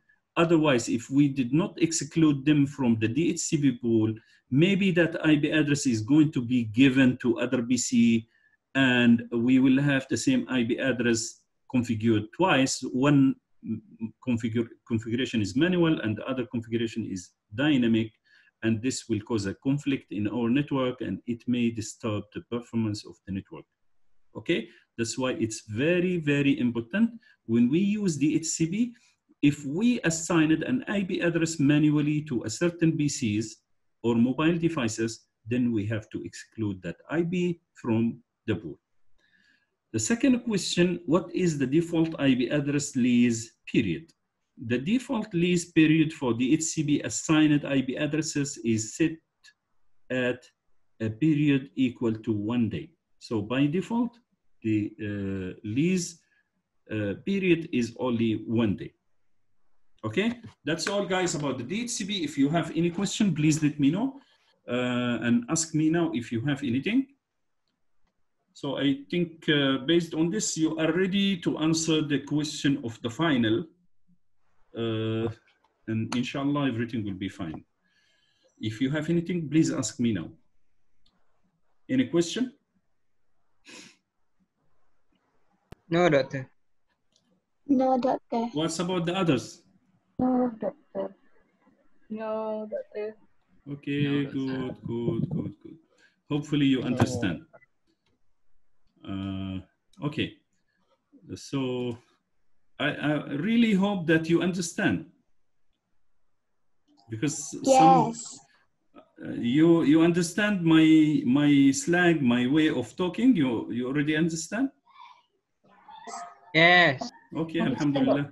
From your explanation. Yeah, that's fine. Very good. Okay, let us now go to the last topic, this one. Okay, let us finish it today to make everything clear for everybody, because after this we don't have anything to do.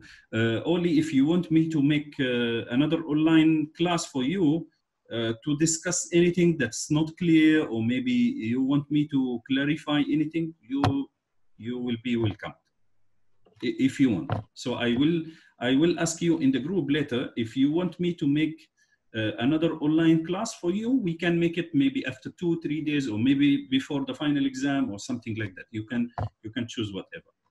Okay. Okay, doctor. Okay, thank you. So let me now finish that and start the network address translation topic. And before this, let me close the recording because it's going to be expired soon. So let me close this session and open another session and share with you the link quickly. Yeah? It's not going to take a long time. It's very simple. You see how many slides? It's almost 19 slides. Remove this 2, 3, 4, maybe. And here we have 3 slides. It's about 12 or 13 slides. It's not that much. We can finish it in 30 minutes, inshallah. Okay, guys? So now I'm going to close this. Stop. Okay. Assalamu alaikum, everyone. And this class actually is going to be all about the network address translation in NAT. So here, actually, in our slides, we have about 14 slides. We will go through them all. And before that, we are going to see the objectives of our class. So the first objective is to learn how to list some of the different forms of network address translation, because NAT has multiple forms, different forms. They have the static NAT, dynamic NAT, and port NAT, which is called PNAT. Okay. The other thing is to explain the general behavior of the NAT, and the third thing is to configure NAT to suit the application requirements. Okay. Here, let us understand or go back to one basic concept. So one of the basic concept is the type of the network. So in network types, we have many factors that we consider to classify the types of networks. But in our slide here, we will consider the type of the privacy and the publicity of the network. So here we have 2 types. We have one public internet and one type called private internet. The public internet uses public IP addresses that can be accessible to anyone. So for example, I will give you an example here. Okay, so if we go to CMD, for example, then we can ping the IP address, this one, 888, sorry, this IP address, we can ping. Why we can ping? Because this one is a public IP address, right? But if let's say my for example my PC office PC in UPM, the IP address is 172.16.60.11. This is my IP address at the UPM campus. So if I ping this IP address, is not going to respond. Do you know why? Because this IP address is a private IP address. Private IP address. Are you with me, guys? Yes. Yeah. Okay. Okay. There are 3 types. Okay. What if we want to access my PC at UPM from outside? So what to do in this case? We have 2 scenarios. Okay? 2 ways to do that. The first way is to assign a global IP address to my machine in UPM. And the other way is to use or to enable the network address translation. Okay? I will explain how it works. So the first scenario, as I mentioned, is to assign a global IP address. Okay? So if let's say this one is my PC at UPM, and this one is the UPM campus, zip, this UPM network, and here is connected through the internet, and here is my home. Okay? So here, as we can see, IP addresses like 8888, which is the DNS of global Google company. So this is a public IP address, can be accessible from here, from my house, and also can be accessible from the from my PC at UPM, for example. Right? So this one is UPM campus. Okay? And this is home. And here, for example, if let's say this one, actually this is not the actual IP address, but I just want to use it. And also the subnet mask could be 16, for example, or 24 or whatever. I don't care about that. And also at home here, I maybe use 192.168, for example, 1.2, for example, with 24. So if I want to access this IP address at UPM from my home, I will never be able. And also if I want to access my home from UPM, I will never be able. So the first scenario is to assign a global IP address instead of this local IP address.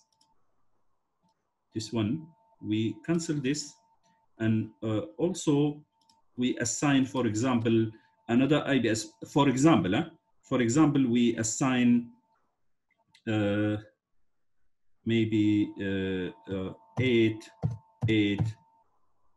10, 11, for example. If this one is a global IP address, and this global IP address must be given by a certain provider. So that certain provider will take a money for this service. So you have to buy or to subscribe to this public IP address.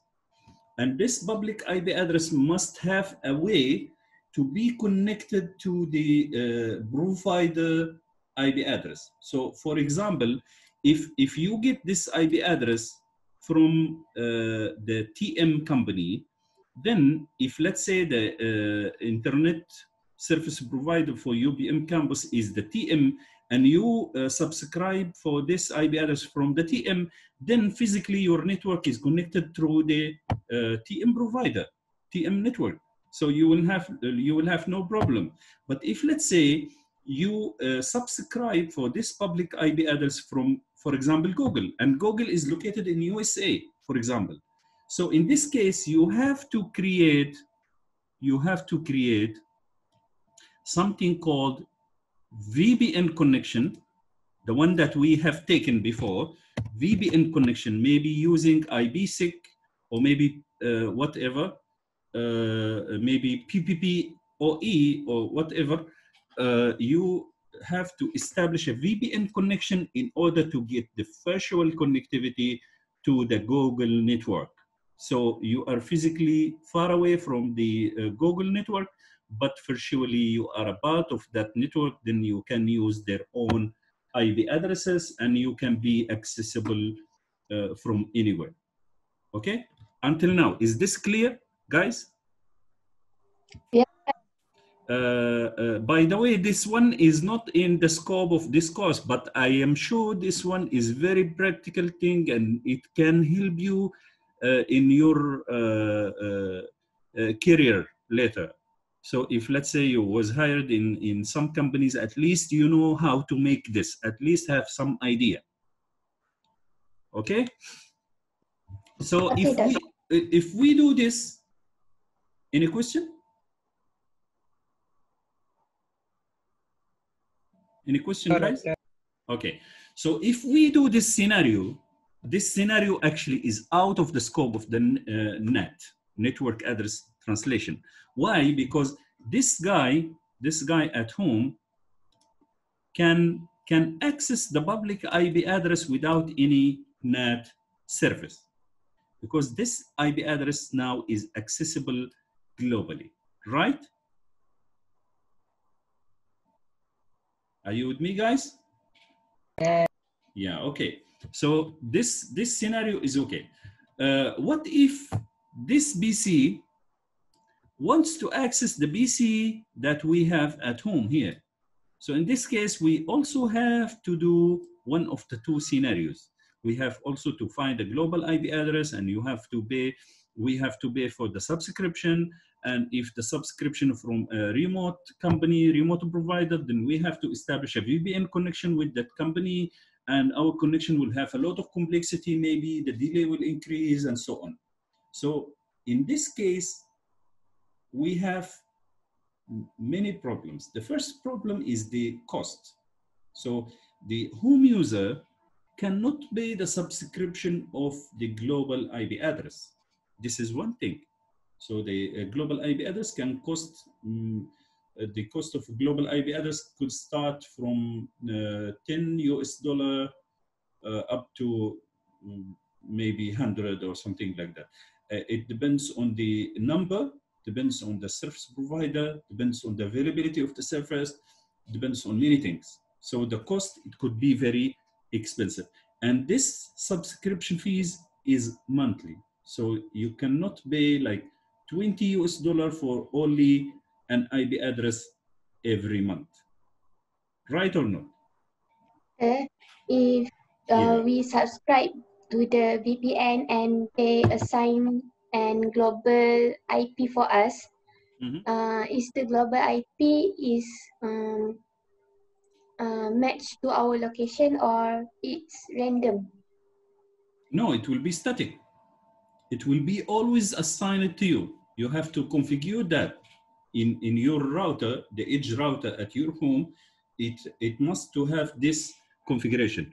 Then based on that IP address, if let's say, for example, at office here, okay, at office, you subscribed for a global IP address, one global IP address, but maybe you have a what they call it, HTTP server and also FTP server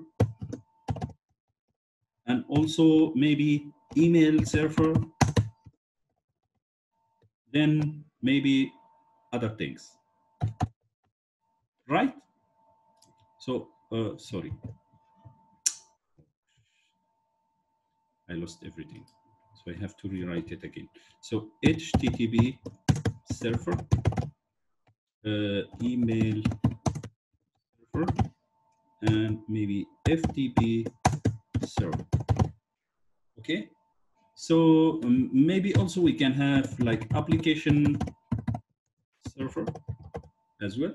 So if let's say we have this kind of servers at UBM campus, and we want to make all of these services accessible from outside. So in this case, if we follow the same scenario, we have to assign a global IP address for every server, right or not? Yes. Yeah, and this is going to increase the cost, right? It's going to increase the cost. But in order to make it easy, to make it cheap, to make it manageable, okay?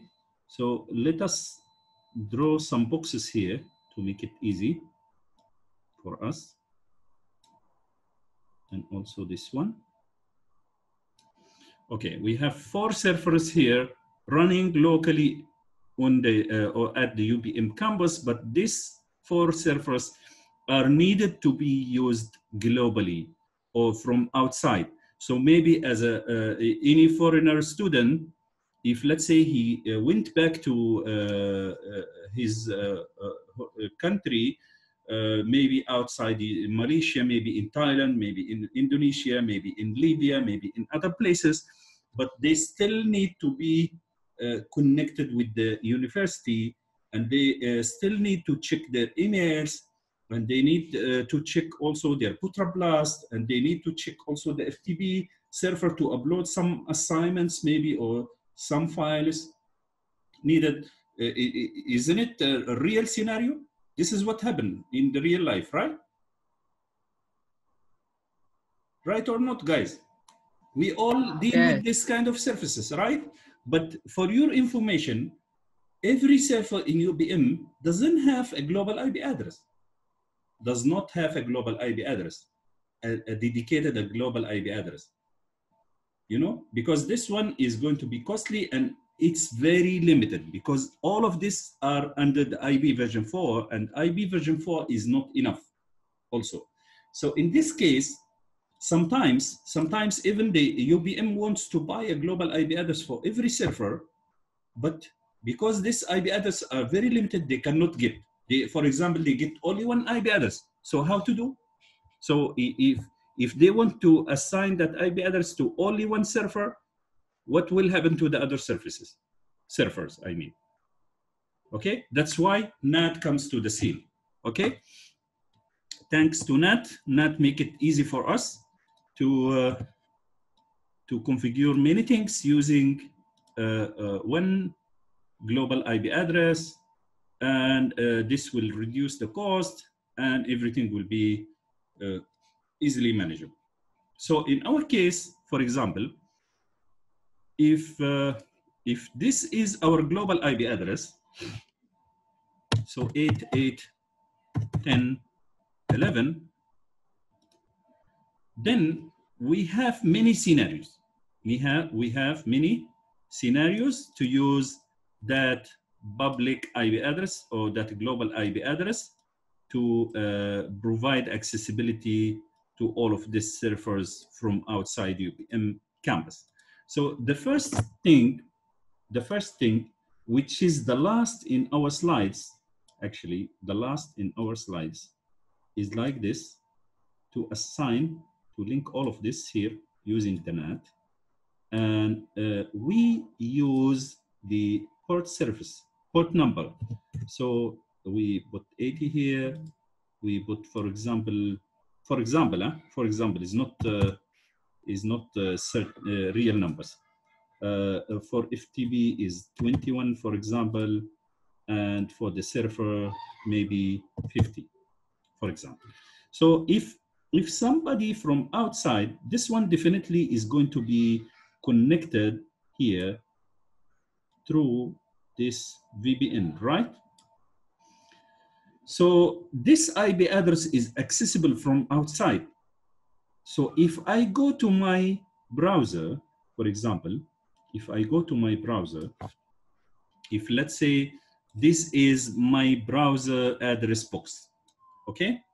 And I go to my browser and I write, for example, 88.10.11:80. what will happen here?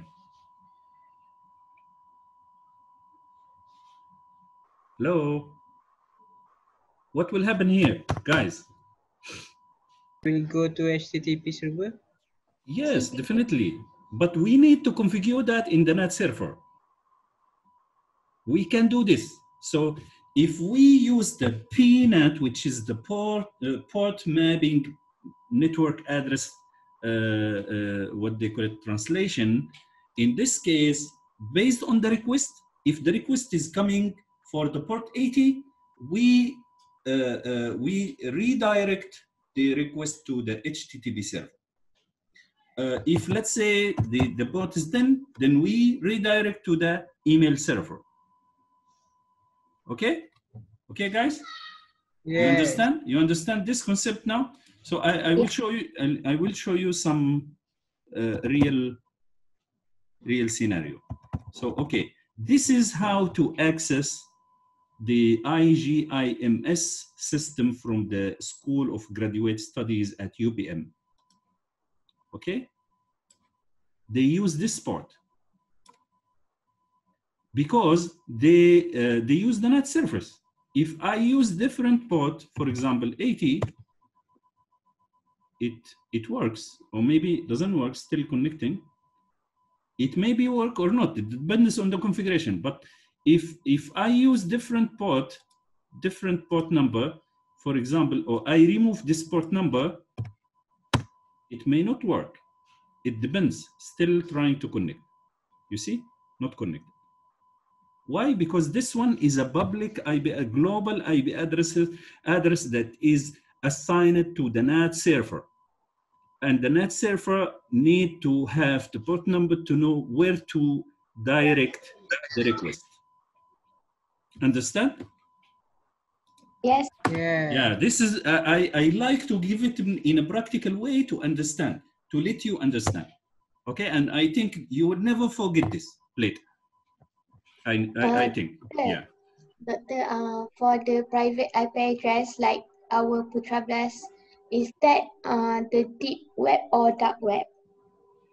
No, don't go there. Don't go there. Yeah, our class is not related to that. Okay, I don't want to go in that deep and we start wasting our time. Your final is very soon. Yeah. Later, if you need any question in this regard or any topic, you can drop by to my office or to WhatsApp me or whatever, and I give you any help that I can give. Okay. So for now, we only talk about the NAT. Okay. So now you understand. You understand how we can use this NAT service to assign or to let our private resources, private network resources, to make them globally accessible from public network. Correct or not? Yes. Yeah, we already understand. So here, the direction you always remember. In this scenario, the direction of the request is from public to private. From public to private. Don't forget this. For this scenario, it's public to private. So the suitable configuration for the NAT to provide this kind or to support this kind of scenario is the port mapping NAT. Port mapping NAT. Okay, so everybody from outside can access our HTTP server, can access our email, can access FTP server, can access the application server, and everything we assign. Depends on what configuration we use. Okay, what if we want to hide our network, local network information? We want to hide them for the public users. We don't want the public users to know any information about our local IP addresses or local resources. local IP addresses, maybe local gateways, local whatever. We don't want to show them to the public network. So in this case, we run something called mask guard. Mask guard means is how can I say it? It's something like we take the packet and we fix a mask on that packet to show different identity. Okay, not to let anyone from outside to know any private information. So in this case, if let's say I will keep this scenario here, okay, and I will start, because we are going to need this later to summarize the course. Okay, I will copy this, Control A, Control C, then I paste it here, because I'm going to use the same thing. I don't want to waste time to draw all of this. Okay, forget this. Okay. Here, if let's say, just forget about this.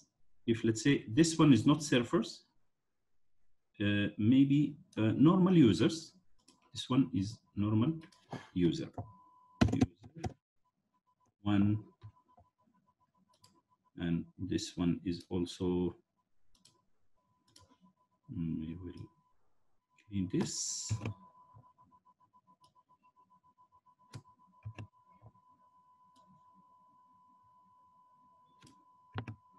Honestly, guys, do you enjoy this class or not?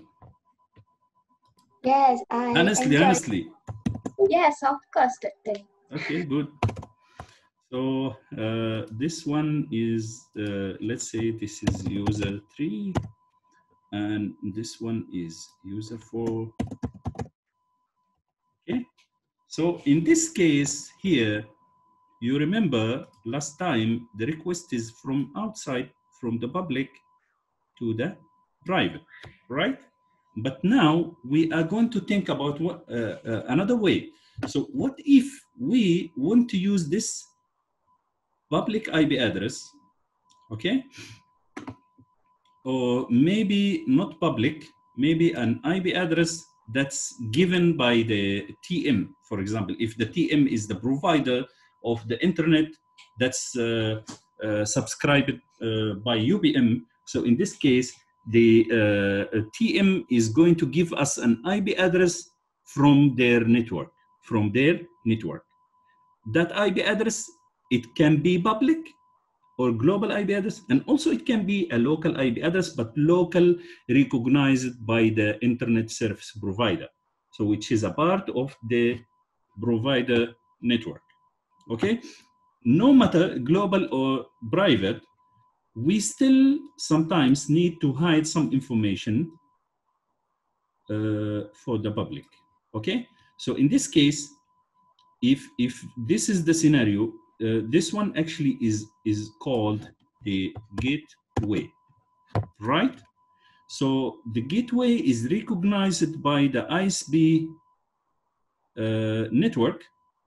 So our IP address, local IP addresses, is not recognized by the TM, right? Because our IP addresses in UPM campus are local. So in order to send anything from local to outside, we have to use this gateway, right? To access the outside networks.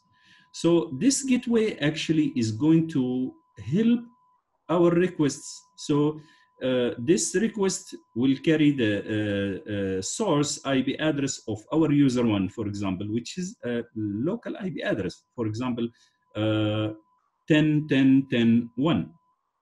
So when it comes here to the gateway actually is going to change the source IP address. The source IP address of the user one is going to be removed from the packet, and it will be replaced by the gateway IP address. And here at the gateway, they have to keep the information like original IP address and what they call it, the request packet, maybe packet sequence, and maybe port, maybe other things. So everything is going to be kept here, depends on what kind of technology we use. So for example, if let's say we have a request from our user 110, I will use short IP addresses like this. If let's say user 1 IP address is 10.1.1.1, then the IP address, oh, running out of time. This meeting will, what happened? Okay, we'll end in 10 minutes. Let me finish this, then we stop and start another session. Very miserable, this one. So here, actually, some information is going to be recorded here, and this IP address actually is going to be replaced in the packet by the gateway IP address. Then it will be sent to the public network. Then when the reply comes to the gateway should know where is the original source of the packet to deliver the reply. So when the reply comes from outside and a gateway finds that request related to that reply in the table, then the gateway will change its own IP address as a destination of the packet and will replace it by the original IP address of the user 1. So this one, they call it mapping, private to public IP addresses mapping, okay? Okay, this way is the normal way that we use when we assign a gateway. But sometimes we still need to do some kind of extra configuration to hide some information from our local network, or to provide other kind of services. Then we have to implement the NAT. So the NAT will give the IP address. We can do mapping for the IP address. So we can say that if somebody from outside requests this IP address, this public IP address from outside, if let's say this is the browser, and we write this IP address in our browser at the home PC here, then if let's say we told the NAT that if any request comes to this global IP address, please direct it to the user 1. Direct it to the user 1. So this one, they call it static. This one, static NAT, okay? So this one also the same direction from public to private, okay? Let me finish this now, and I'm going to close this session because it's going to be closed soon. So I stop this and I start another session. Okay, guys? Okay, guys, the third scenario is the other way around. So that the first two scenarios are to handle the requests from public area, from public network to the private network. So we want to make the private resources accessible from outside, okay? The other way around is to access public resources from our local network, but we want to must guard our resource information using the NAT. So in this case, NAT service is going to create a mapping table for every request coming from our users. So if let's say user 1 request, it will has an ID, it will be recorded in the NAT table. Then the information of the user ID, user number 1 will be replaced totally by the gateway information or by the NAT service the NAT server information, which is already known to the public. So everything will be hidden from the local, will be hidden for the public area, for the public users. So public users will know only the gateway IP address, the gateway information, and also the NAT information, but they will never know what is the port the user one is using, or what is the application. They will not know. Okay, so in this case, the NAT service will create the NAT table to do mapping for requests. So if request from user one comes to the server, that request will be registered, then the information will be replaced by the NAT server, then the new packet will be generated, then the new packet is going to be sent to the public network. And the reply actually is going to come back to the NAT server.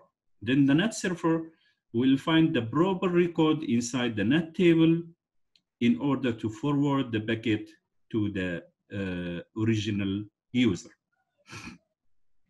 Okay, guys? So this scenario actually is not to dedicate public IP addresses to local resources or whatever. But this one actually is used for security purposes, for other purposes, okay? In this scenario, the direction of the request, we use this configuration for only requests coming from private to public, okay? From private to public. So if anyone starts the request from outside, like this, for example, or maybe even if they bought a port or whatever, these requests are not going to be forwarded anywhere to the local resources. So we cannot start a request to access local resources from public network, okay? So this scenario is not proper for that outside requests. Okay, guys, is that clear? Yes, Doctor. Okay. Let us go back to the slides now. And now you are going to understand. If you read the slides, even by yourself, you are going to understand everything, mostly everything, okay? Because the NAT is very simple idea also, but as I mentioned, always networks are always tricky. So we have to understand the abstract idea, why they use the NAT, why they use the DHCP or whatever. Then after that, we could understand all scenarios and all behaviors. So we have private and public measure taken against rapid depletion of IP address. Gateway operates as a private public address boundary. So the gateway, as I mentioned, it will have a public IP address to be connected to the internet service provider. And this public IP address actually is given by the service provider, by the TM, for example, or whatever. So for example, UPM network must have an edge router here, and this edge router must have 2 IP addresses. So the first one, this IP address given to this interface actually is an IP assigned or given by the internet service provider. So why they give this IP address? Because they need this interface to be accessible. Otherwise, you will never be able to use the internet. Okay, and also in order to access the internet or to access this interface, you have also to have another interface here, at least one interface, which is which uses a private IP address, local local IP.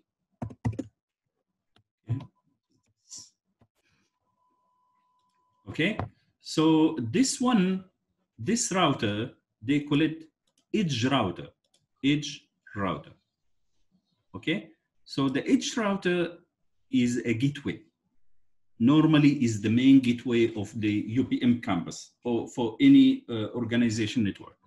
So in here, inside the gateway, we have to do mapping because we will have multiple requests from the network, from UPM campus, and all of that request is going to be forwarded through this only publicly recognized IP address. So here we have to do mapping. Okay? So that interface or that gateway must have one public IP address and at least one private IP address, and also it can have multiple public IP addresses to provide alternative paths to internet. This is another scenario, okay? And also one campus or one organization network can have multiple edge networks. So for example, maybe one edge network with TM and one edge router connected to, for example, to Maxis network or whatever. Or maybe another router connected through satellite network. So we can have multiple, but for this case here, we will consider only one edge router to understand the idea. Then after you understand for one, you can understand for more, okay? Gateway operates as a private public address boundary, okay? So here, for this gateway, we will have to have some kind of mapping for our requests. So when the request comes from the private area, it will be recorded in a table and the some information will be replaced to be recognized by the public. And when the public routers take our request to the destination, then when the destination reply, the reply must have its way to the source, okay? Based on the information recorded in the mapping table, okay, at the gateway. NAT behavior, okay. Now we will start with the NAT based on the explanation that I already give to you. So NAT behavior, in the NAT we have something called inside and another thing called global. Inside is the private and the global is the public. So NAT boundaries as represented as either inside or global. Then translation of addresses is performed between boundaries, as I explained. I'm not going to explain anything here because I already explained to you before this.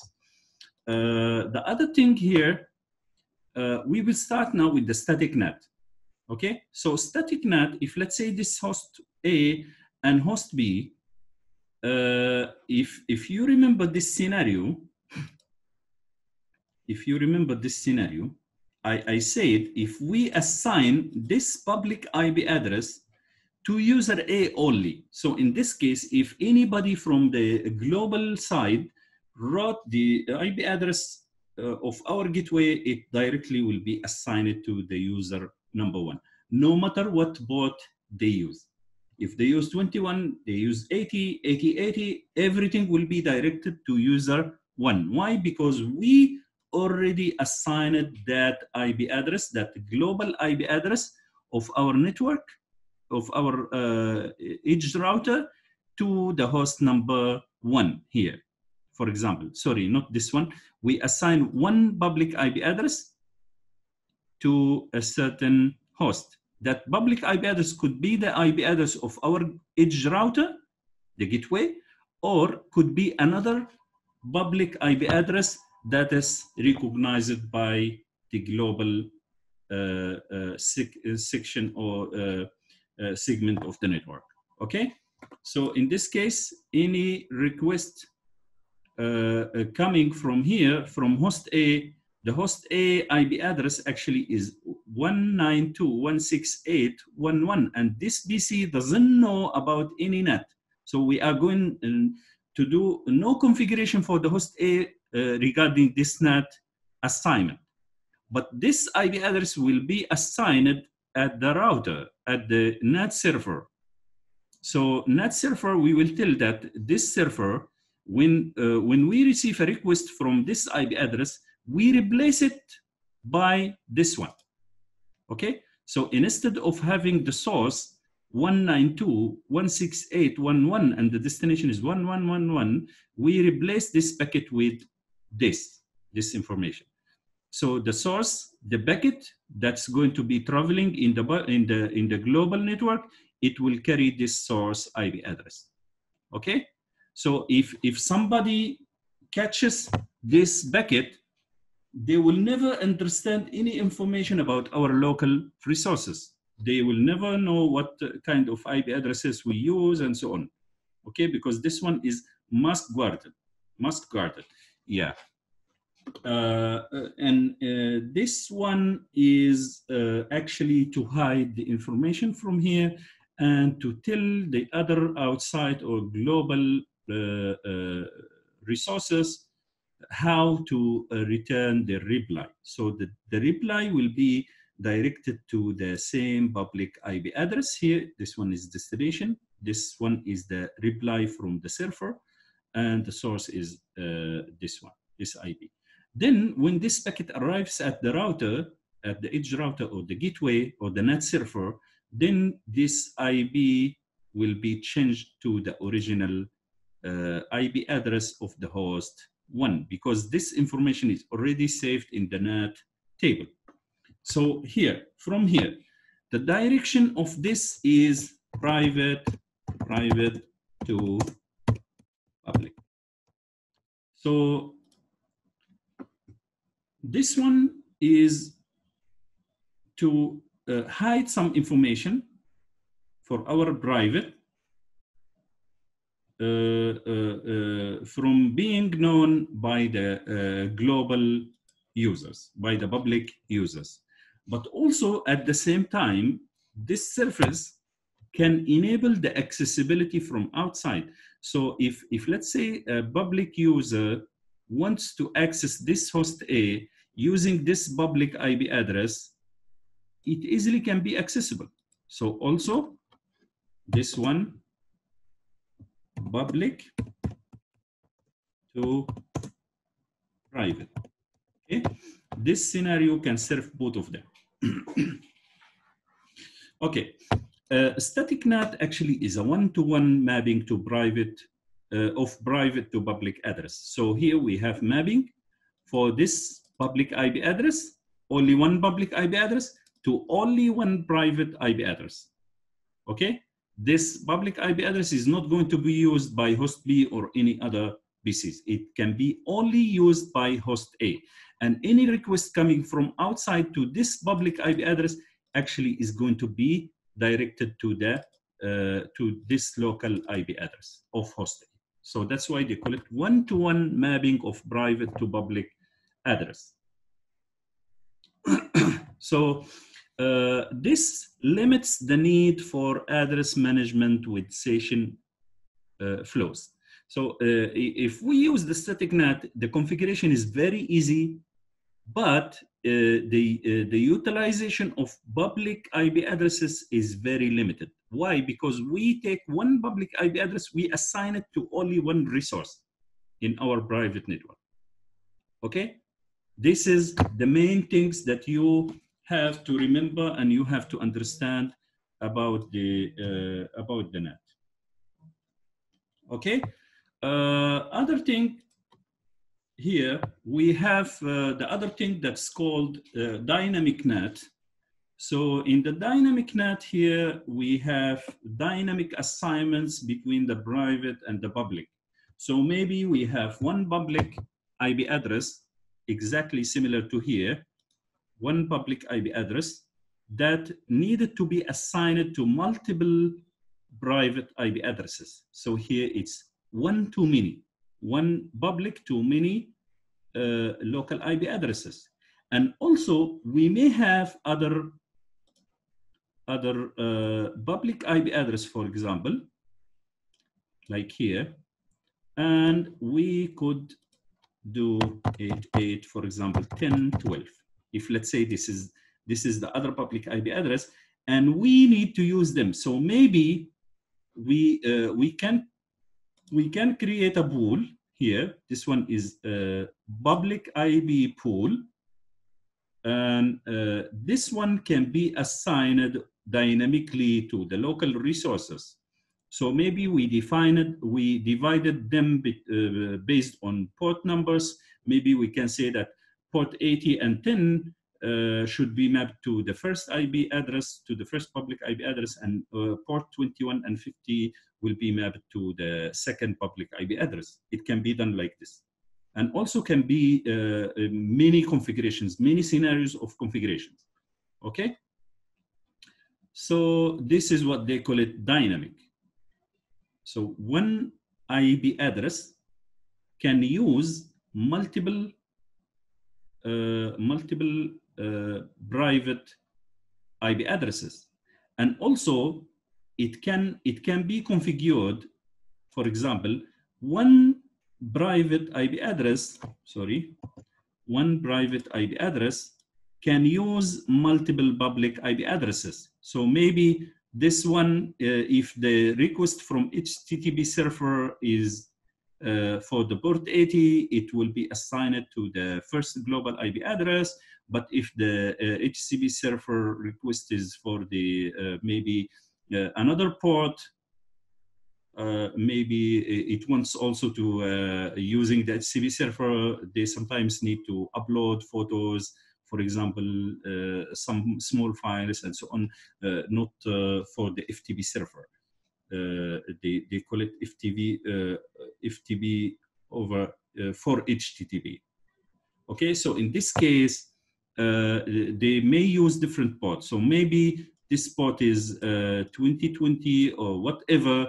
For example, not this is the real port number that can be used for this case, but if this is the scenario, so maybe we can direct the request with for the port 22 to the second public IP address. So here we can see one-to-many scenario or many-to-many. It's up to us and up to the scenario and what we exactly want to do. So we can have multiple private and one public IP, then we map the multiple private to one public, and also we can have one private and one public, then we can map one-to-one. So the first scenario is one-to-many, the second one is one-to-one, then the third scenario, it can be many-to-many. So we can assign multiple private IP addresses through multiple public IP addresses. Okay, and this one can serve for the public to private requests. Okay, here, if we go through this scenario, so host A is 192.168.1.1 and the other one is 1.2. Here, if we have two requests from the host A and host B targeting the destination 1111, which is this server, then the edge router or the DHCP server is going to change our information.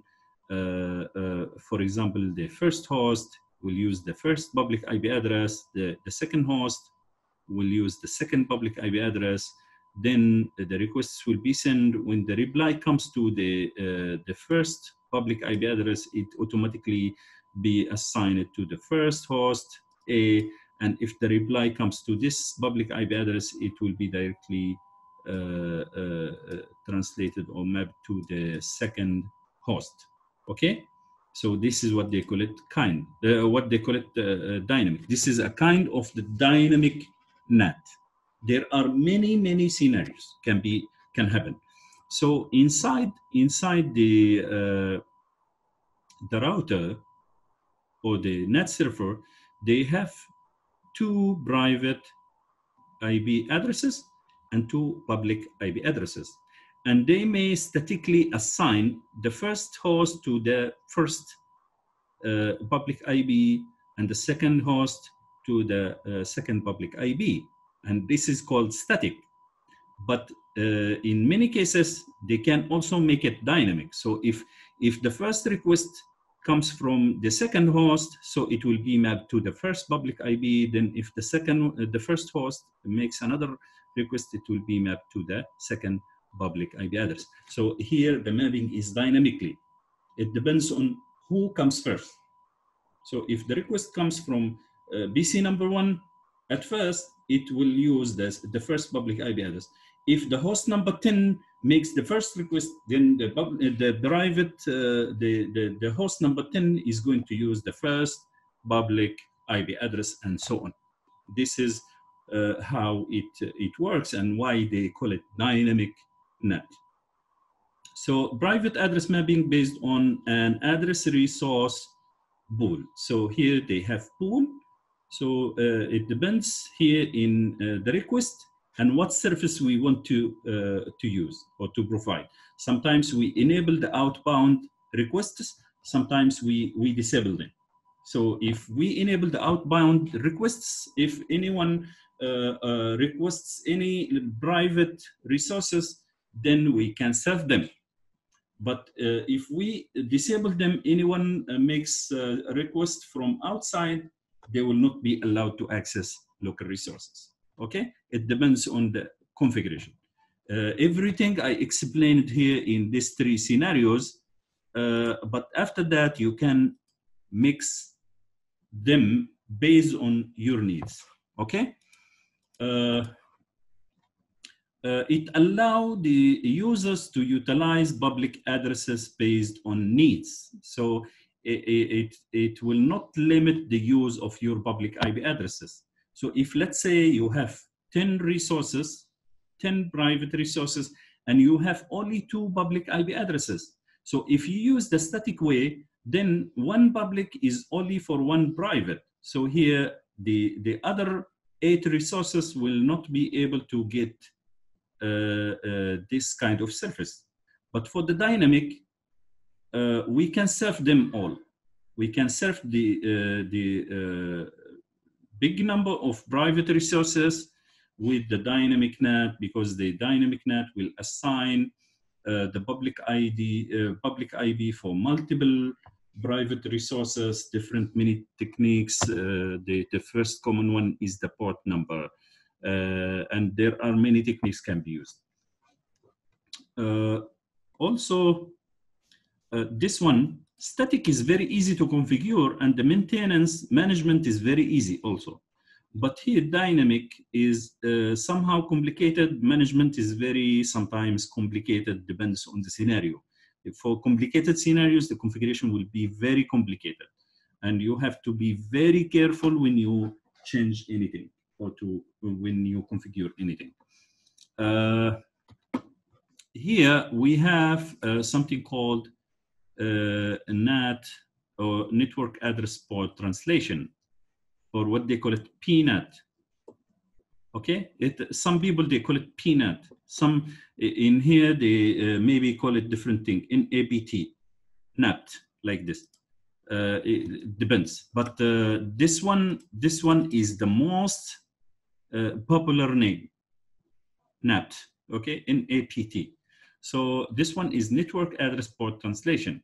Network Address Port Translation, as I explained here exactly, it depends on the port number.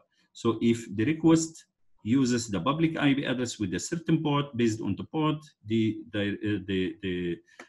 IP address actually is going to be directed. Okay, I will try to show you some things, some tricks that we can do. It's not hacking a network or something like that, but it's an easy thing based on the basic knowledge of networks. So for example, if let's say we want to know what IP address they use for SGS, this one. Okay,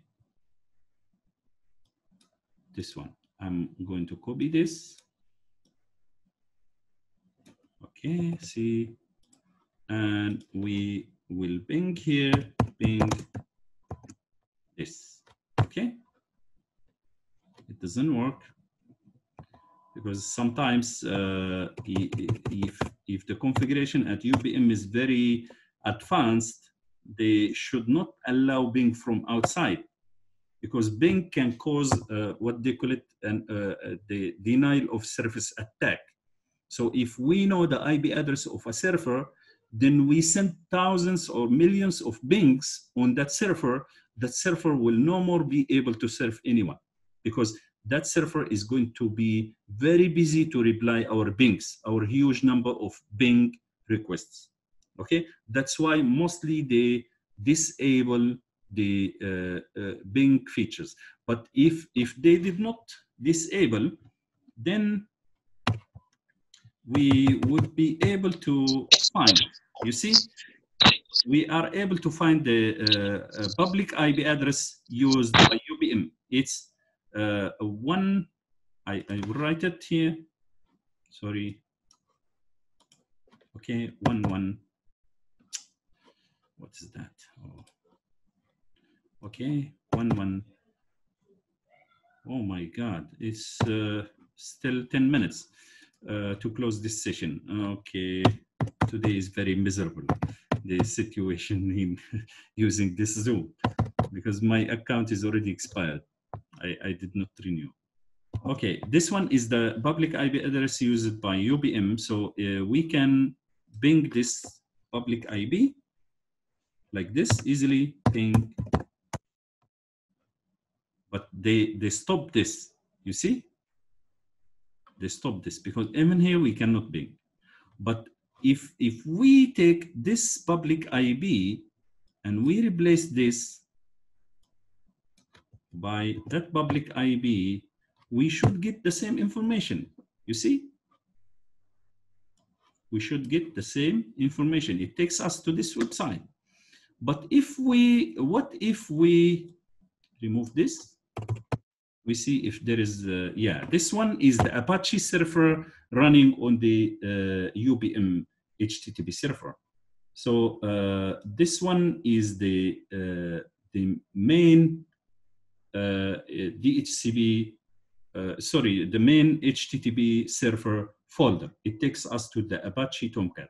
But if we write like this /IGIMS, it will take us to the IMS system of the SGS. But if let's say we write /other thing, it may take us to different website.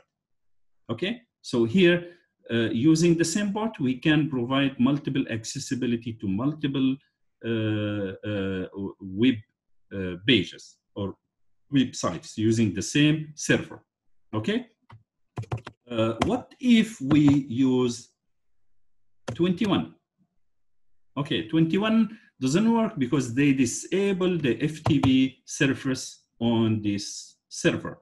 What if we use 80? 80 is, this one is 80. We want to use 80. 80 is also, oh, it doesn't work. Doesn't work, you see? Still connecting, okay? It's not provided. What if we use, for example, what else? We can use maybe 24. It also doesn't work. So if we can use many things. We can use telnet. So if you can go here for what they call it for the other first topic, our first topic here is based on the TCP.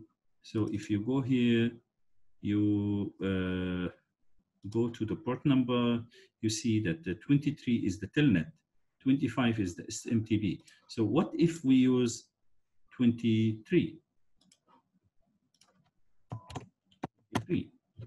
So it doesn't work. Sometimes it doesn't work here, but using the terminal, it can work. Okay, so here, if let's say we ping this one, you see, ping request could not find host. Yeah, the host is not available. So this one, yeah, because they disabled the ping feature. Okay, this is how it works. So guys, I'm really sorry about this interruptions, but I have no choice really. So I have to end this session and send you another link quickly, please log in quickly to help me finish this class quickly as well. Okay, thank you guys, and see you after 1 or 2 minutes. Okay, assalamu alaikum. I'm back. So here after the what they call it, the network address port translation NAT actually is making the mapping based on the port number. So maybe the same resource can be used. I mean, the same public IP address can be used for many private resources based on different ports, as I explained here in previously. So here depends on the port number. They can direct our outside requests. Okay.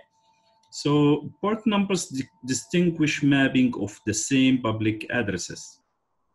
So same public IP address.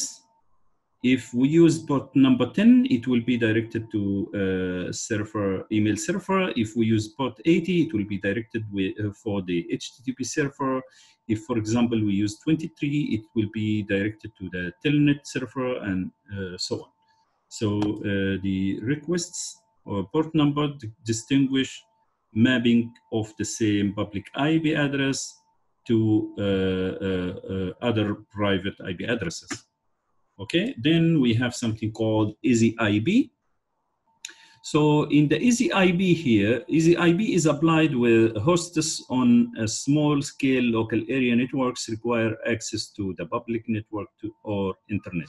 So small-scale LANs are usually deployed where only a few internal hosts are used, and the outbound interface obtains a temporary public IP address through dial-up, for example. So in this case, the NAT service, if let's say we use dial-up service or something like that, the provider may do easy IP address mapping. So in here, the one interface address, use it as a single public address for all internal users with different port numbers used to distinguish sessions. Okay, exactly similar to the first scenario. Okay, so this is the easy IP. It's nothing more than that. So I'm not going to explain too much about it. It's very simple. Also, the NAT internal server. So external sources can reach internal addresses, as I explained before. So here we have from public to local, this scenario, and also the first scenario from public to local. So this is what they call it. External sources can reach internal addresses. So if the request is coming to this interface, to this IP address with this port, so maybe the NAT server will redirect it to another server or another PC, which is locally located at our network privately. So mapping of both the IP address and port number is performed in this case. Okay, so that's all about the types. I already covered everything. So this is more than enough for your final, because the question related to the NAT is not requiring any configuration, but it requires you to have the understanding of the NAT types. So if you was asked to distinguish or compare between two types or something like that, you have to be able to do that. So please don't forget to read the comments below the slides to understand all of this. Okay. To configure the static NAT configuration, you have to go to a certain interface, the one that you want to use it for this service. Then you have to assign an IP. Then after that, you go to the other interface. In our case here, it's router A. So this one is a serial interface, and this one is the Gigabit Ethernet 001. So we assigned a private IP address to our Gigabit Ethernet, and also public IP address to the serial interface. Then after that, we can enable the NAT service using this command, NAT static global and we use this IP address 210.10.5 inside. This one is a global. This one is a global IP. We map it to the inside IP address easily. So this 111 is, 1.1 is the host A. And this 210.10.5 actually is another public IP address which is needed to be used by the NAT. Because this one actually, the interface of the serial is using another IP address from the same range. This one uses 10.1 and this one actually is 10.5. So we can use this one if we have, and if we don't have this 10.5, we can also use the 10.1 for the interface and also for the global configuration of the NAT surface. So that's all about the static NAT configuration. So here we map one public to one private. Is it? Easily. So here, for the static configuration, we can display the NAT static and we can see the mapping interface serial 00100. Global IP is this, and inside IP is this. Okay, for this interface. So any request comes to this interface from outside to this port, to this IP address, public IP address, is going to be mapped to this inside IP address. So the protocol is nothing here, VPN nothing, blah, blah, blah. Subnet mask is like this, and so on. So total is one mapping entry, okay? For the dynamic NAT configuration, it's quite different. So we are going to use the same IP address assignments. So this G001 is exactly going to use this IP address 1254, and the serial 100 is going to use 10.10.1. So here, the first thing we do is to create an address group. So NAT address group 1, it's for the public IP address group that we have. So we have 6 public IP addresses here. So we create a group, which is the pool. So the group is starting from 10.11 until 10.16. Then we create an ACL access control list with the number 2000 or 2001 in this range between 2000 until below 3000. We can choose any number. Then after that, after we get inside the ACL view, we can create a rule exactly similar to the IPsec and PPP. So we can create a rule. We permit source, this one, this network. We permit source this network. So if the source is coming from this network, we permit. No matter to what destination, no matter to what port number is used, no matter is what is the direction, we don't care. We only need to check the source IP address of the packet. If it's coming from this network, then we allow. Okay, quit. Then after that, we go to the serial interface. Then we need to bind this configuration to the serial interface. So we use the command NAT outbound 2000, which is this ACL group, and ACL rule. And after that, we link the address group to this, and we give a number 1, then no path.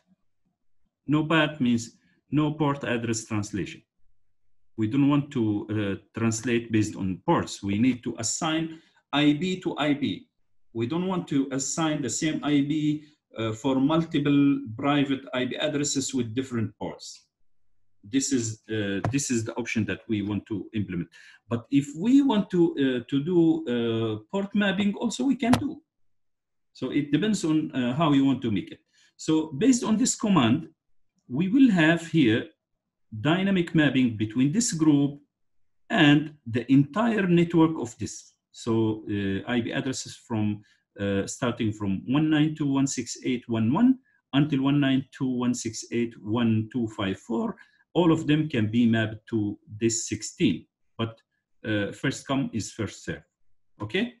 So here, if we display here, we can see that the index, this one display NAT address group 1. So NAT address group information index is 1. The start address is this, end address is that. This one is for the public. Then this one is the address group. This one is to display the NAT outbound. So NAT outbound information is like this. We will have table. So we will see that the interface is the serial. The ACL number is 2000. The address group is number 1, and the type is no path. Okay, so enable group binding parameter configuration to be verified. So that's all about the dynamic NAT. So for the easy IB, actually, we can enable it using these commands on the same scenario. So we create ACL 2000, then we create a rule. Rule number 5, permit source from the source network 192.168.1.0 and quit. After that, we go to the interface 000, serial interface 1000, and we run the command NAT outbound 2000. That's all. This is the easy IB. No need to do any configuration. We just create a rule to assign the source interface, source network that's going to use this feature of easy IB, and we bound it to the serial or the outbound interface. Easy IB configuration validation, we can display the NAT outbound. Then we can see here the interface is serial 100, ACL is 2000, address group is 210.10.1, because here we have only one IB address, only one IB address here. You can see 10.10.1 with one port, 10.10.1 with different port. So every PC, local PC, is going to be assigned, going to be mapped to the same IB address of the outbound interface with different ports. Okay, this is what they call it PAT. So port address translation. Also, we can, this one is the command to display the NAT outbound of the IB, easy IB. Here we have NAT internal server configuration. So in this case, we can run this command. So interface gigabit Ethernet 001. So we assign an IP address 192.168.1.254, and the server here is 11. So this one is to provide accessibility for an internal server from outside, exactly similar to this scenario here. Okay, so when we want to access a server from outside, we have to do this configuration. So we assign the IB for the interfaces of the router, and we assign static IB for the servers. Then after that, we assign the IB address, the public IB address, to the outbound interface. Then after that, we use this command, NAT server protocol, TCP. So we can server the protocol for the TCP traffic if the global 210.10.5 for HTTP, which is here called www, we can map it directly to the inside 192.168.11:8080. Okay, so this is how to map internal server to a public IB address. So if, let's say, we want to map another server, if let's say we have an FTP server that's installed on different server with another IB address, so maybe the command is going to be like this. So if the FTP server uses another IB address, for example 192.168.1.2, and the port number is 21. So in this case, we can use the same command okay, like this, but with different configuration. So here, instead of www, we can use FTP, and TCP is the same because also FTP is based on TCP. And if we want to make it based on UDP, if let's say we want to create a streaming server, for example, we can use UDP, okay? FTP inside, then we assign to server number 2 with port number 21. So here we assign it, we do mapping for the same public IP address to multiple local resources here based on the port, based on the type of request. If the request is HTTP or HTTPS, it will be directly mapped to the HTTP server on the port 8080. If the traffic is a TCP and the application is FTP, coming through this interface, it will be mapped directly to the FTP server on the port 21. Okay, that's all about it. If you want to see the configuration, you run the display NAT server, then you can see this information. Global IP port, you can see this one is the global IP port because they configure only the www, but we added another one, so your result, it could be different than this. So, and also the inside IP is this. Also, the protocol is TCP, the VPN, blah, blah, blah, is, as you can see here, successful translation of the IP address and port is achieved. So that's all about the NAT. I hope that everything is clear, and I wish you all the best, inshallah, for your final. And sorry if we have any issue or if we delayed some classes, or maybe we missed some classes. I'm not sure, but I'm sure that in this course I give more than needed of the classes. Many classes we given as extra, and all the best thing is that all classes was recorded and uploaded on YouTube and on Putraplast. So anytime you can go back to and reference to them. Okay. Here we have the last thing is the summary. We have two questions. So the first question is which form of translation will allow a server in a DMZ to be accessed from both an external and internal network? So it's a tricky question here.